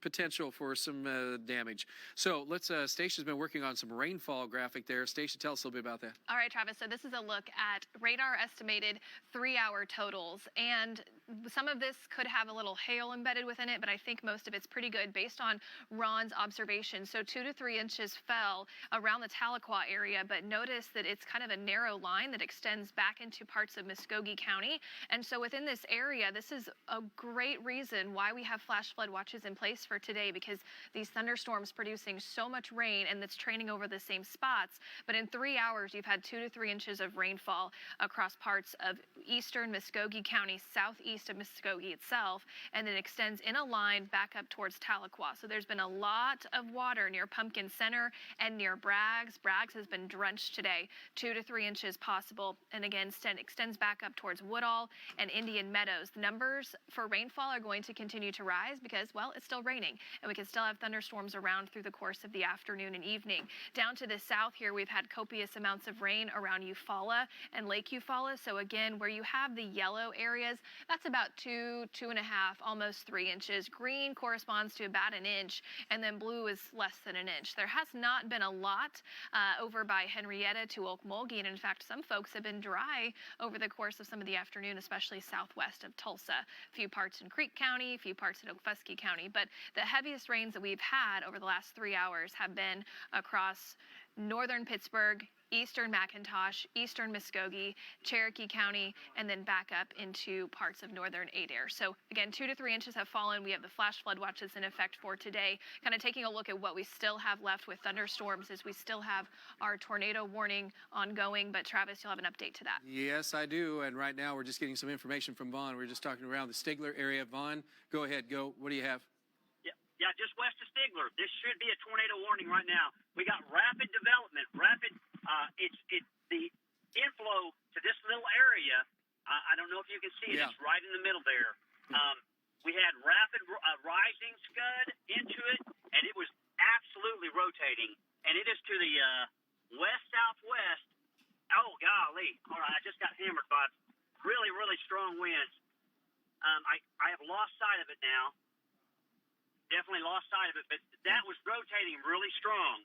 I wouldn't doubt the next update on radar, you're going to see an area of rotation right there, but we're going to go ahead and continue east. Yep, Back okay. to you, Travis. All right, yeah, I know you're going to get covered there in just a second. All right, let's go to radar real quick. And so you can see right where Vaughn is. And again, this is that location right there at Stigler with a strong indication of rapid increase in rotation right in that zone. And then that's moving to the northeast. Here's the latest storm track. And let's zoom in just a little bit more if you could on that. Thanks. Kerr Reservoir coming up almost at 350, 345 to be safe. And we're sitting at 335 right now. And Sallisaw at about 4 o'clock. Gans at a little after 4. So this is right at the leading edge of it. And so what you're seeing right now, there's a garland and then extending back on to the east. So this is the storm. And where's Vaughn on here? Stationed? I'm kind of lost. There he is. Okay, right there, Stigler. So he just got hit with that. So he's got to get through Stigler and get off to the east of it. But this is coming on up and moving across an area that's concerned with. So you can see, again, a little bit of an indentation right in this zone. And this is a pretty good chance that this is going to be either a tornado, strong damaging wind potential right now in Stigler. Trying to look at his video. Vaughn, if you're there, are you going through town right now? Yes, I am. Do you have... It is still to my south. That area is still to my south. It was about a half a mile south of Highway 9. So it's going to be moving through the main part of Stigler here momentarily. I'm not seeing anything on the ground. I'm not seeing any power flashes. Everything is fine right now, but I'm not saying that could not spin up really quickly again. All right, because you can see where Vaughn is located right now, coming through Stigler. Are you just coming through downtown right now, looks like? Yes. You're right. That's correct. Yeah, that's in downtown. Okay, so he's coming right through Stigler right there, and this is he's basically right in the midst of it right now, and so this is right in the zone where it's located. And so, okay, Vaughn, go ahead. Go. Tornado sirens are sounding in Stigler right now. So take your take your tornado precautions. It was definitely a spin up right there. Hopefully it does not stay on the ground as it moves to Stigler here. But the tornado sirens are sounding. All right. This is, again, so right around the Stigler area. And Vaughn's right there. You see it. And if you're in Stigler, you see it anyway. But there is you can see what's going on. There's a notch right in here. It's right across the city, moving on to the northeast side of town right this second. So it's worthy of being noted of what's going on right here, right now. Strong damaging wind potential will be with this. Vaughn, did you get 50-mile-an-hour winds or not? Or what would you estimate the winds? I would say at least 60 to my south. I can see the wind blowing to my south. It was coming out of the west. Okay. So that's fairly good. Yeah. I'm glad it went coming out of the southwest or southeast. So we're going to keep moving through Stigler here if we can hit you back up with it. Thank you. Okay, thanks. I appreciate that. Yeah, because 9 takes a little bit of a curve northeast there for a mile or two. Once you get just a little further than what you are, that might help you get back to where you can see it a little bit. So what we're located again near Stigler on the northeast side. We are in Stigler and moving to the northeast of Stigler. Let's go back full screen for a second. And so this is what we're seeing right now. So Vaughn's in town, getting out of town, and then this whole area as it moved to the northeast, you can see what's going on right here from Highway 9 back to the east. And so that's why that couplet and what he saw was most likely an indication of at least a quick spin up that could have happened right in that zone. Sure looked like it when we took his video. And then back out. Let's zoom out just a little bit here and look to the northeast a little bit. So if you're around the Garland area and then the Kerr Reservoir, this is an area we want you to be aware of. We have a severe thunderstorm warning under this right now, or over this area, but we do not have a tornado warning yet from the National Weather Service. But again, it's worthy of being very, very careful right in this area, especially if you're around the Garland area, and then that'll extend on over toward the Kerr Reservoir area. These are going to be embedded. These are going to be quick. They're going to be hard to see. It's kind of the same thing we've said for a couple of hours now, but that's probably the biggest problem that we have is the fact that it just won't quit, and it won't quit until it gets all the way through here, and then we'll deal with winter weather coming up a little bit. So this one area is of big concern. Back to the north, so we'll go back to Vaughn in just a minute, but this is severe thunderstorm warning here, and this will include Sequoia, western Sequoia County, as we said, until 4. We're at about 3:40 right now. Brandon's along the leading edge of this as well. Brandon, is Brandon online? Give me a quick update. I see it looks pretty impressive as far as at least the cloud cover for right now. What do you have? Yeah, Travis, right now we're making our way east here on 40. Right now, I don't have any rain, but when I was back in the Corps, visibility is down to probably a quarter mile, Travis. A lot of heavy rainfall. The winds haven't really been an issue either. I would say gusty, probably 45 near 50. Other than that, Travis, we're going to get out ahead of this and see if we can't see anything developing along the leading edge. All right.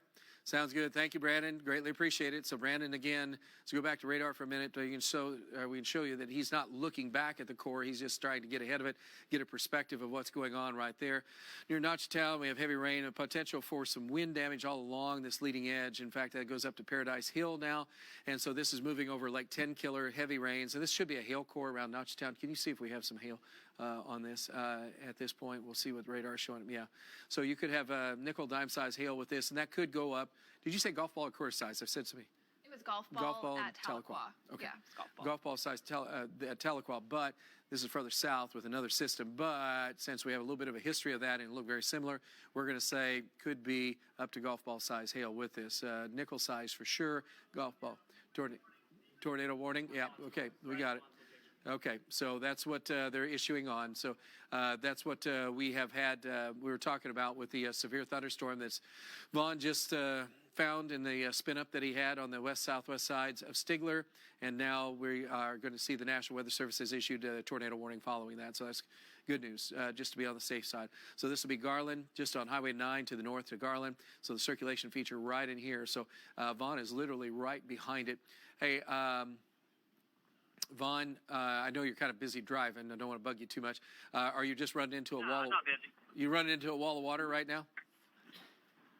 Well, it's it's a lot of rain. Okay. But I'm just right behind it, so it won't take me long to catch up with it. All right. No debris?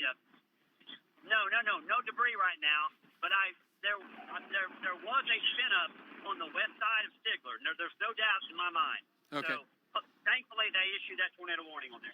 Yeah, okay. Hey, thanks, Vaughn. I'll let you go so you can drive because I know it's kind of white-knuckle driving over there. All right, so back to radar for a minute, and you can see what he's into right now. So he's trying to stay up with it. Of course, it's moving. Is it still about 45, 50? 45, yeah. Okay. So that's just northeast, and you can see how much of that, kind of like a hyper jump there with updates on the radar. So that's still about 3 miles to his northeast. And so that's a circulation feature, although not looking like really tight. That was still, it doesn't matter. It's just these little eddies, so to speak, these little spin-ups that will occur that would cause the problem. And if it hits your house, it's a big deal. Fortunately, it might only hit one house compared to 100 or 1,000, but the whole thing is just to be careful. So we'd have to just watch what's going on here. All right, further to the north, I didn't hear. He's what? Okay. Just some debris, small debris. Okay. All right, but you can see what's going on right here. You see this little pendant right in this area. So that's what Vaughn's into or on at this moment. And so he's got this circulation. So this is a circulation feature here. And the winds are at the surface are coming in out of the southeast. The tornado warning, thanks, station, going until 4:30. This is coming up over Kerr Reservoir. So you can see this little notch right here where just to the northeast of where Vaughn is. So if he can get it back ahead of it, he'll be able to see it for a while, even though are you going to take him off on the 9 to the Kyoto? I guess there's no other choice because you're going to run to the Kerr Reservoir if we don't.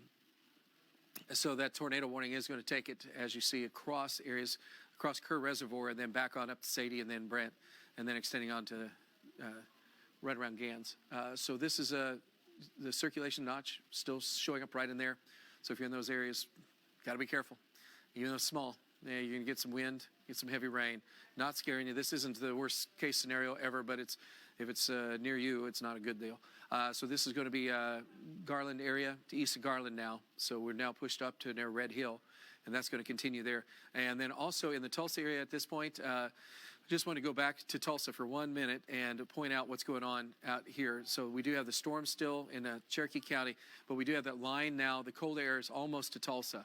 This is moving very fast. It's moving faster than projected. Our temperatures are going to be a lot colder than projected for the evening hours. We have freezing rain. Station, you said freezing rain at Wichita? It's already showing up on radar in Wichita. Okay. So it's coming. It is. And so some of this is going to be overrunning because that cold air is coming in, and it's not going to be like immediately 20s. So wind chills are probably going to feel like that. But this is the front coming through. So we've got rain in Bartlesville, rain on the west side of Tulsa. Some rain is filling in around Tulsa at this time. And there could be some lightning and thunder associated with that. And then we have heavy thunderstorms off to the south and east with all the severe weather where we've been talking about. But just be advised, if you're leaving downtown, and again, it's coming up on 4 o'clock, leaving at 5 o'clock downtown if you've been streaming us live. What we're wanting you to do, and you're watching News on 6 at 4, by the way. And we want you to just kind of know that we're going to continue to monitor this, and we go into our 4 o'clock and 5 o'clock shows. We'll still have potential for severe storms in the southeast part of our viewing area. This is continuing, again, with strong storms. There could be some hail along this for coming into Tulsa, so don't be surprised if something like that would happen. So we're going to kind of still monitor what's happening in Lincoln, Creek, Okfuskee counties, those areas as well. There isn't much right now. A couple, and you see stations pointing this out for us, or for me. A couple little tiny hail cores, so there could be some nickel dime-sized hail, because that's going to be right along the leading edge of this thunderstorm. And that thunderstorm goes up in the atmosphere. It is really cold up above us, and that is a massive producer of ice. And so therefore that will help create some nickel, dime-sized, penny-sized hail that will be falling in a few areas. So don't be surprised if a few of these cells come through, have a mix of rain in that. Back to the southeast for the tornado warning and what's going on. The main tornado warning is with where Vaughn is located. This is coming up across Kerr Reservoir, moving up toward the Salisaw area. So if you're in this area, I want you to be aware. Pendant still is a tight couplet right around where Vaughn is located coming up. And so that's just to the south of Red Hill, to the east of Garland. And you can see where Vaughn is located. Vaughn, I'm going to come back to you for a second. You're getting awful close. It's just to your north. Looks like about 2.5 miles, 2 miles. Can you see anything at all or not? Just coming out of the rain now. I'm just starting to see the clearing ahead, so I might be able to make some headway here in the next 10 minutes. So 3 miles is too far, as far as I'm concerned. Yeah, but I cannot see anything to my north right now. As soon as I get out of this rain, I will be able to see it, Travis. I'll get back with you. All right, sounds good. Appreciate it. All right. So you see what's going on there. Now let's go back to radar if we could. So this is the couplet that we were looking at. So it's just to his north, and so he's trying to get ahead of this so he can look back into that, but that's going to continue to track to the northeast. Stacia's been working on a storm track for us to tell us what's happening with this storm. It's near Garland Road right now, so if you're near Garland Road, you're going to have to just be advised that that's awful close to you, and just east of Garland, about 4 miles. All right, Stacia, what do you have? All right, Travis, so the track on this little pendant we've been talking about, northeast at 45. So take a look here. This is going to include the towns of Harrison, Brent, McKee, Sallisaw area at about 406, kind of giving you a broad picture here. This little pendant moving to the northeast across Kerr Reservoir could come into the Sallisaw area and then over to Aiken. So what we want you to do is we want you to go ahead and take your tornado precautions, because Vaughn had mentioned this storm spun up when it moved into the Stigler area. It could do it again. And so right now we still have one area that we're watching on the southwest side of Red Hill. So if you live in Red Hill to Star to Sadie, Brent, Harrison, McKee, Sallisaw, Gans, Blackjack, Hanson, Seven Oaks, all of you guys need to be taking those tornado precautions. And time-wise here, again, it's moving at about 45 miles per hour. That's a pretty good clip. So Sallisaw, again, about 406, Gans about 409, Marble City at 414. Now, again, if this starts to kind of take more of a northerly route, then that would head up into Marble City, and that would be about 415-ish, and then Muldrow at 416. So latest scan here, Travis, that pendant looks like more now that those winds are kind of bowing out. So the winds maybe are getting a little stronger, but still have to be watching, especially on the west side of Red Hill. All right, thanks, Stacia. Greatly appreciate it. And just to the north, would that be to the north is where Brandon is? Yeah, right there. Okay, Brandon is in on something going on right now as well. Brandon, are you looking to your east, northeast? What do you have there? Give me an update if you would. Okay, yeah, Travis. Right now we're just here off 40 west of Vian. Right now I'm getting some really strong winds, Travis, probably around 65, maybe pushing near 70. Along the leading edge, I had some really scary clouds. There was some broad low-level rotation. The lightning has also really increased with this, Travis, but the wind is really rocking. So you can expect some really strong winds, if not a tornado, Travis. All right, thanks, Brandon. And again, this time of year, usually we'll see the trees bending over at 60, 70-mile-an-hour winds, but there's no restrictions and, there's no drag from the leaves, and so it kind of blows through, so you don't get to see that as much, so it's harder to tell how strong the winds are. But this gives you an idea of what you'll look at as it's coming through your area. Let's go back to radar if we could, and this is the line of thunderstorm, so you can see where Brandon is located just to the west of Vian. So there's a wall of water coming from Black Gum Box and extending down to Vian, and then that goes on back down to around Tamaha. And so this is moving to the whole line is moving east, but it's moving northeast, specific cells along this edge. So he is in the middle of that, and that's going to continue. So it's moving in on Vian, moving across Kerr Reservoir. Vaughn's on the south side of this. Spin-ups are possible any place along this leading edge. And can you look at velocities on SRX now, Stacia, for a minute, and we'll see. We're going to look right along the leading edge. So you can see, and you mentioned this just a moment ago with Vaughn. He's just getting out of maybe some of the worst of it. Let's go back to the north to where we have Brandon now. And so this is looking along the edge. So this is a very turbulent area right around the Vian area. I'd go back to okay, Brandon. Brandon, I think everybody heard that. Brandon, go ahead.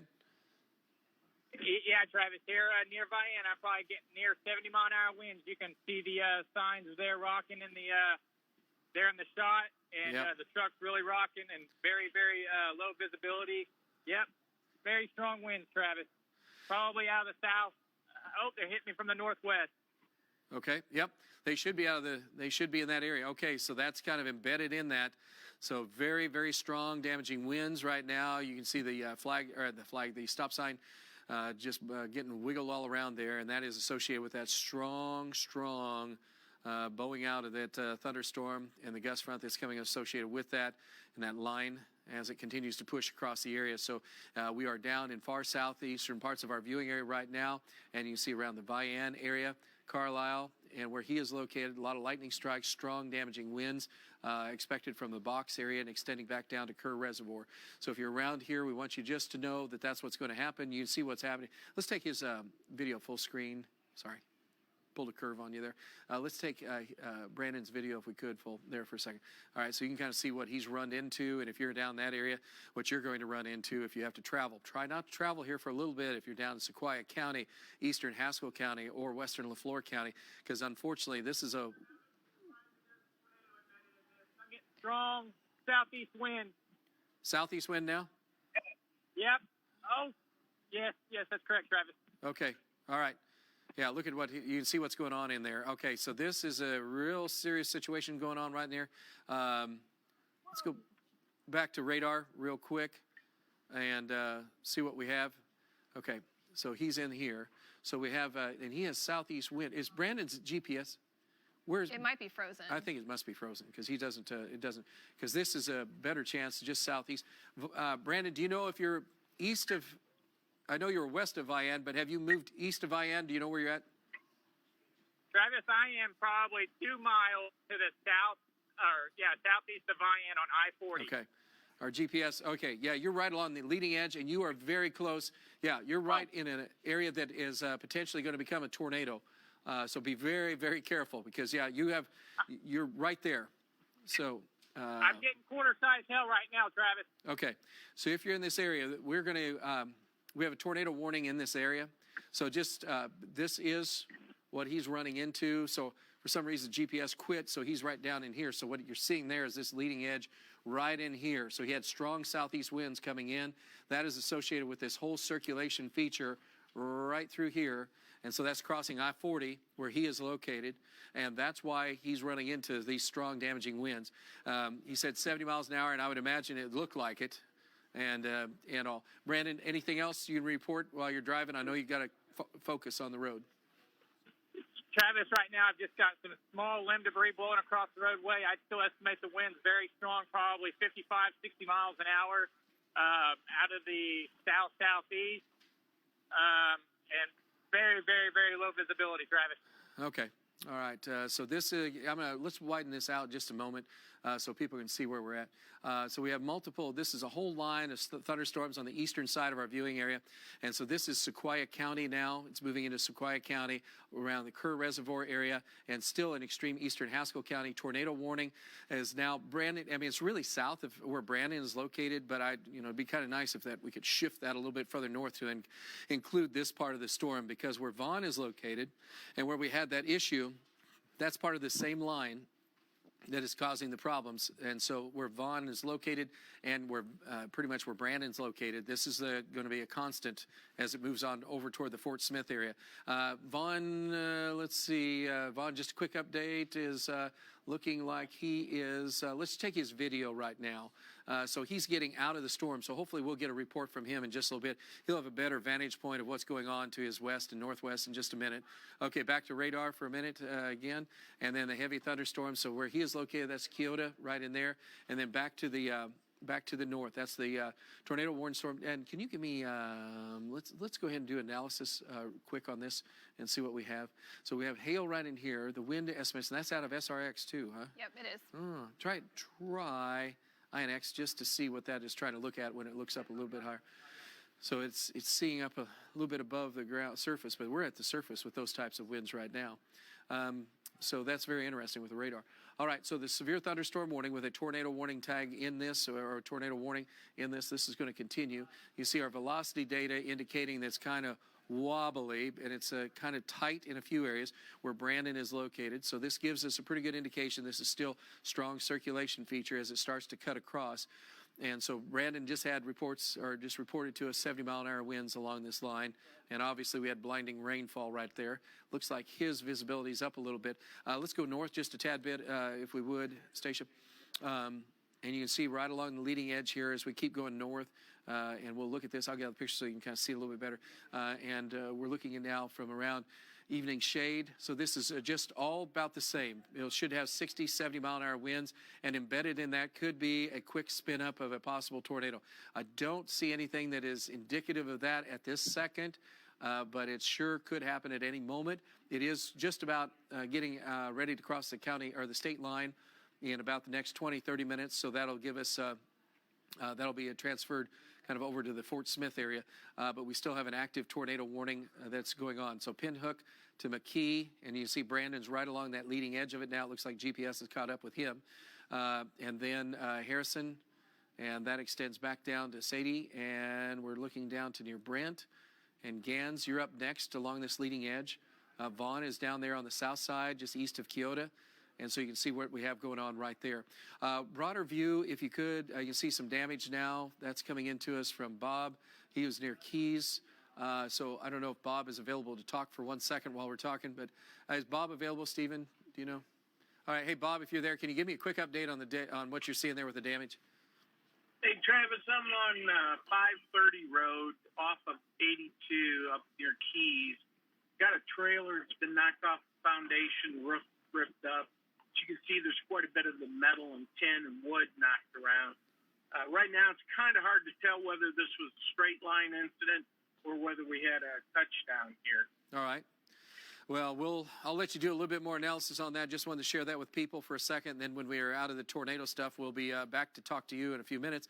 Let's go back to radar now, full screen. Thanks again, Bob, for that report. You see where Bob is located, northwest of Keys. You see where JD is located right now.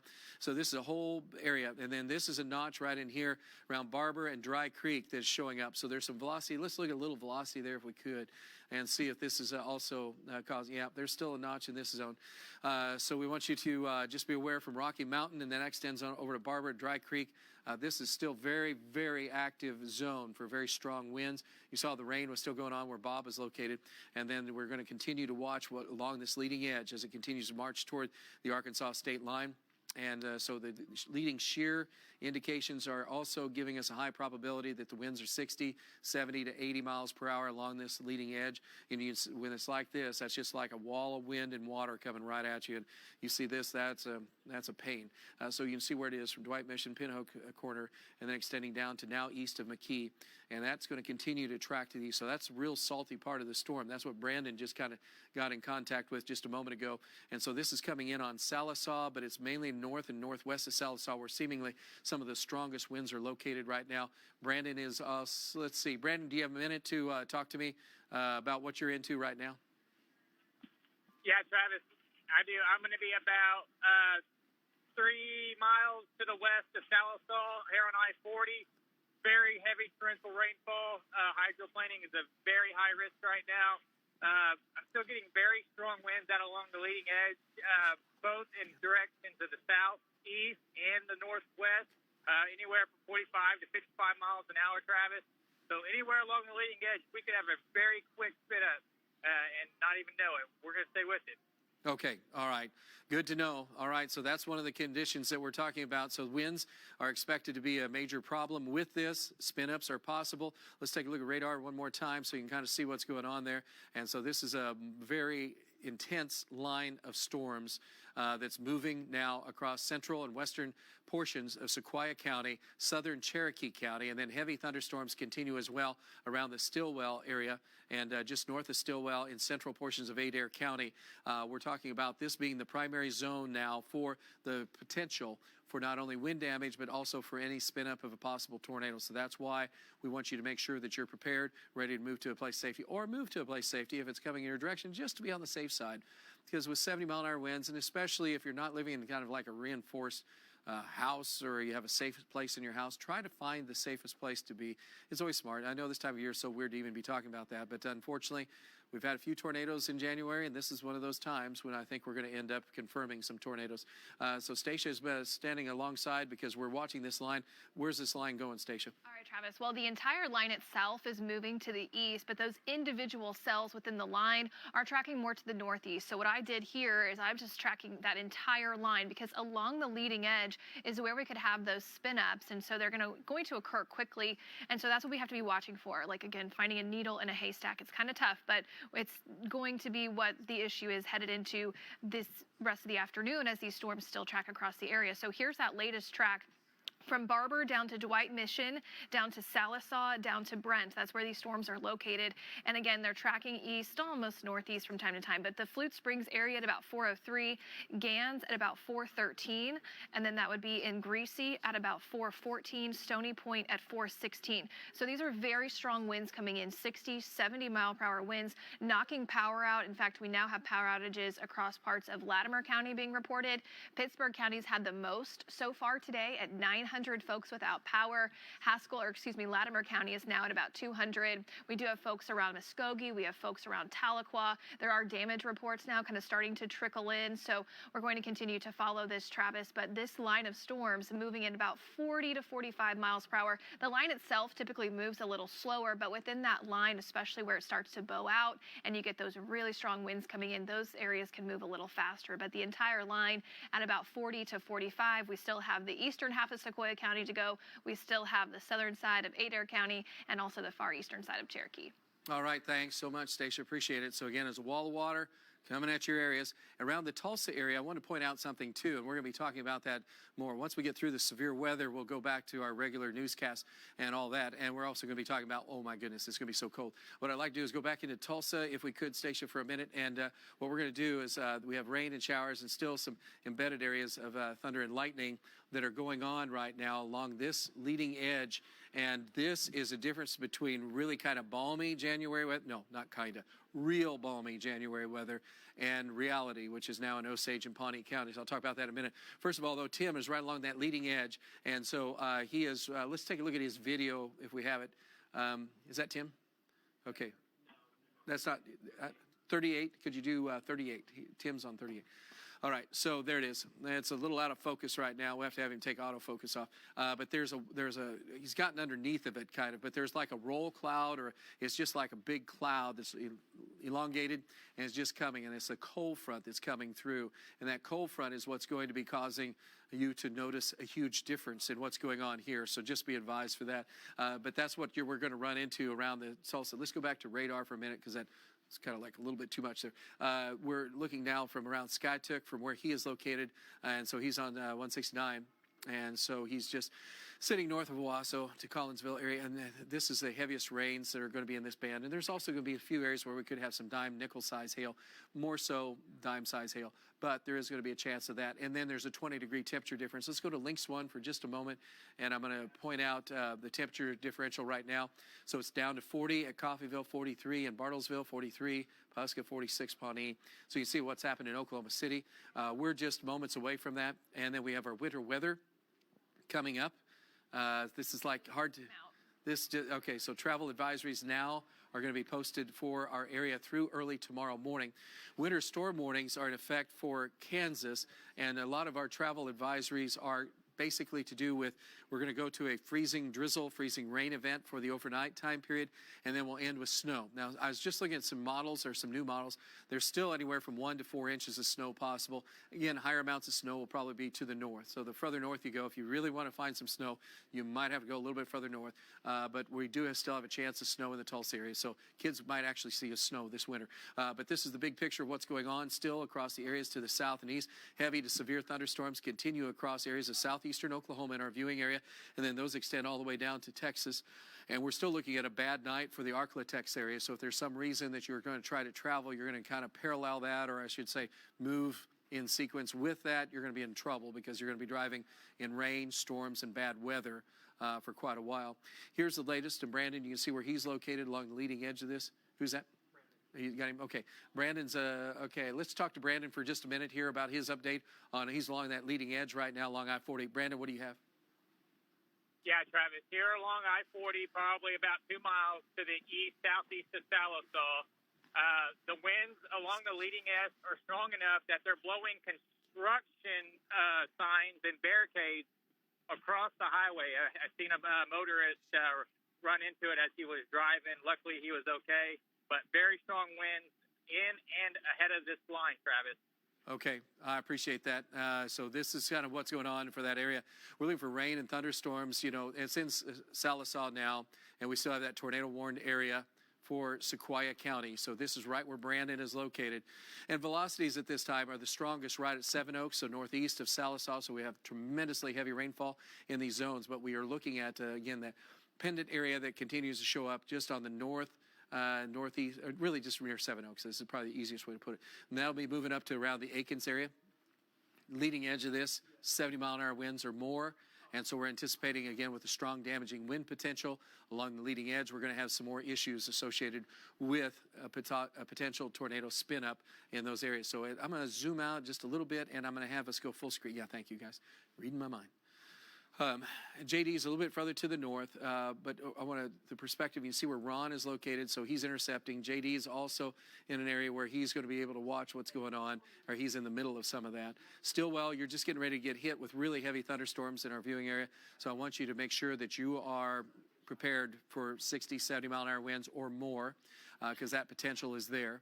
And then we have the tornado warning still for Sallisaw, but it's mainly east of Sallisaw now, where Brandon is located. Vaughn is on the south extent of that. And let's go back a little bit further south into LaFleur County if we could. And I want to just point out that it seems like it's more of a rain and kind of training rain echo there. And Stacia, I'm going to have you do a rainfall amount thing in just a second, but I'm going to come back to where Vaughn is located and Brandon. And I want to talk to Vaughn for just a second, see if he has anything else. Come in a little bit closer if you would. And so where Vaughn is located, he's back behind the line. And Stephen, can I talk to Vaughn? Okay. So right in this area, I was trying to figure out how heavy the rainfall is because we're trying to figure out how much potential for flooding is going to be occurring in this zone. But Brandon, is, as I just talked to, in the tornado warned area, is really to the north. But Vaughn is near Brent at this time, and some of the heaviest of the rainfall continues to fall in some of these areas, and there's been a lot of rainfall. Stacia's working on a graphic right now to help us kind of see how much has fallen. And even though we haven't had I don't think we've had a flood warning per se, Stacia, these numbers are pretty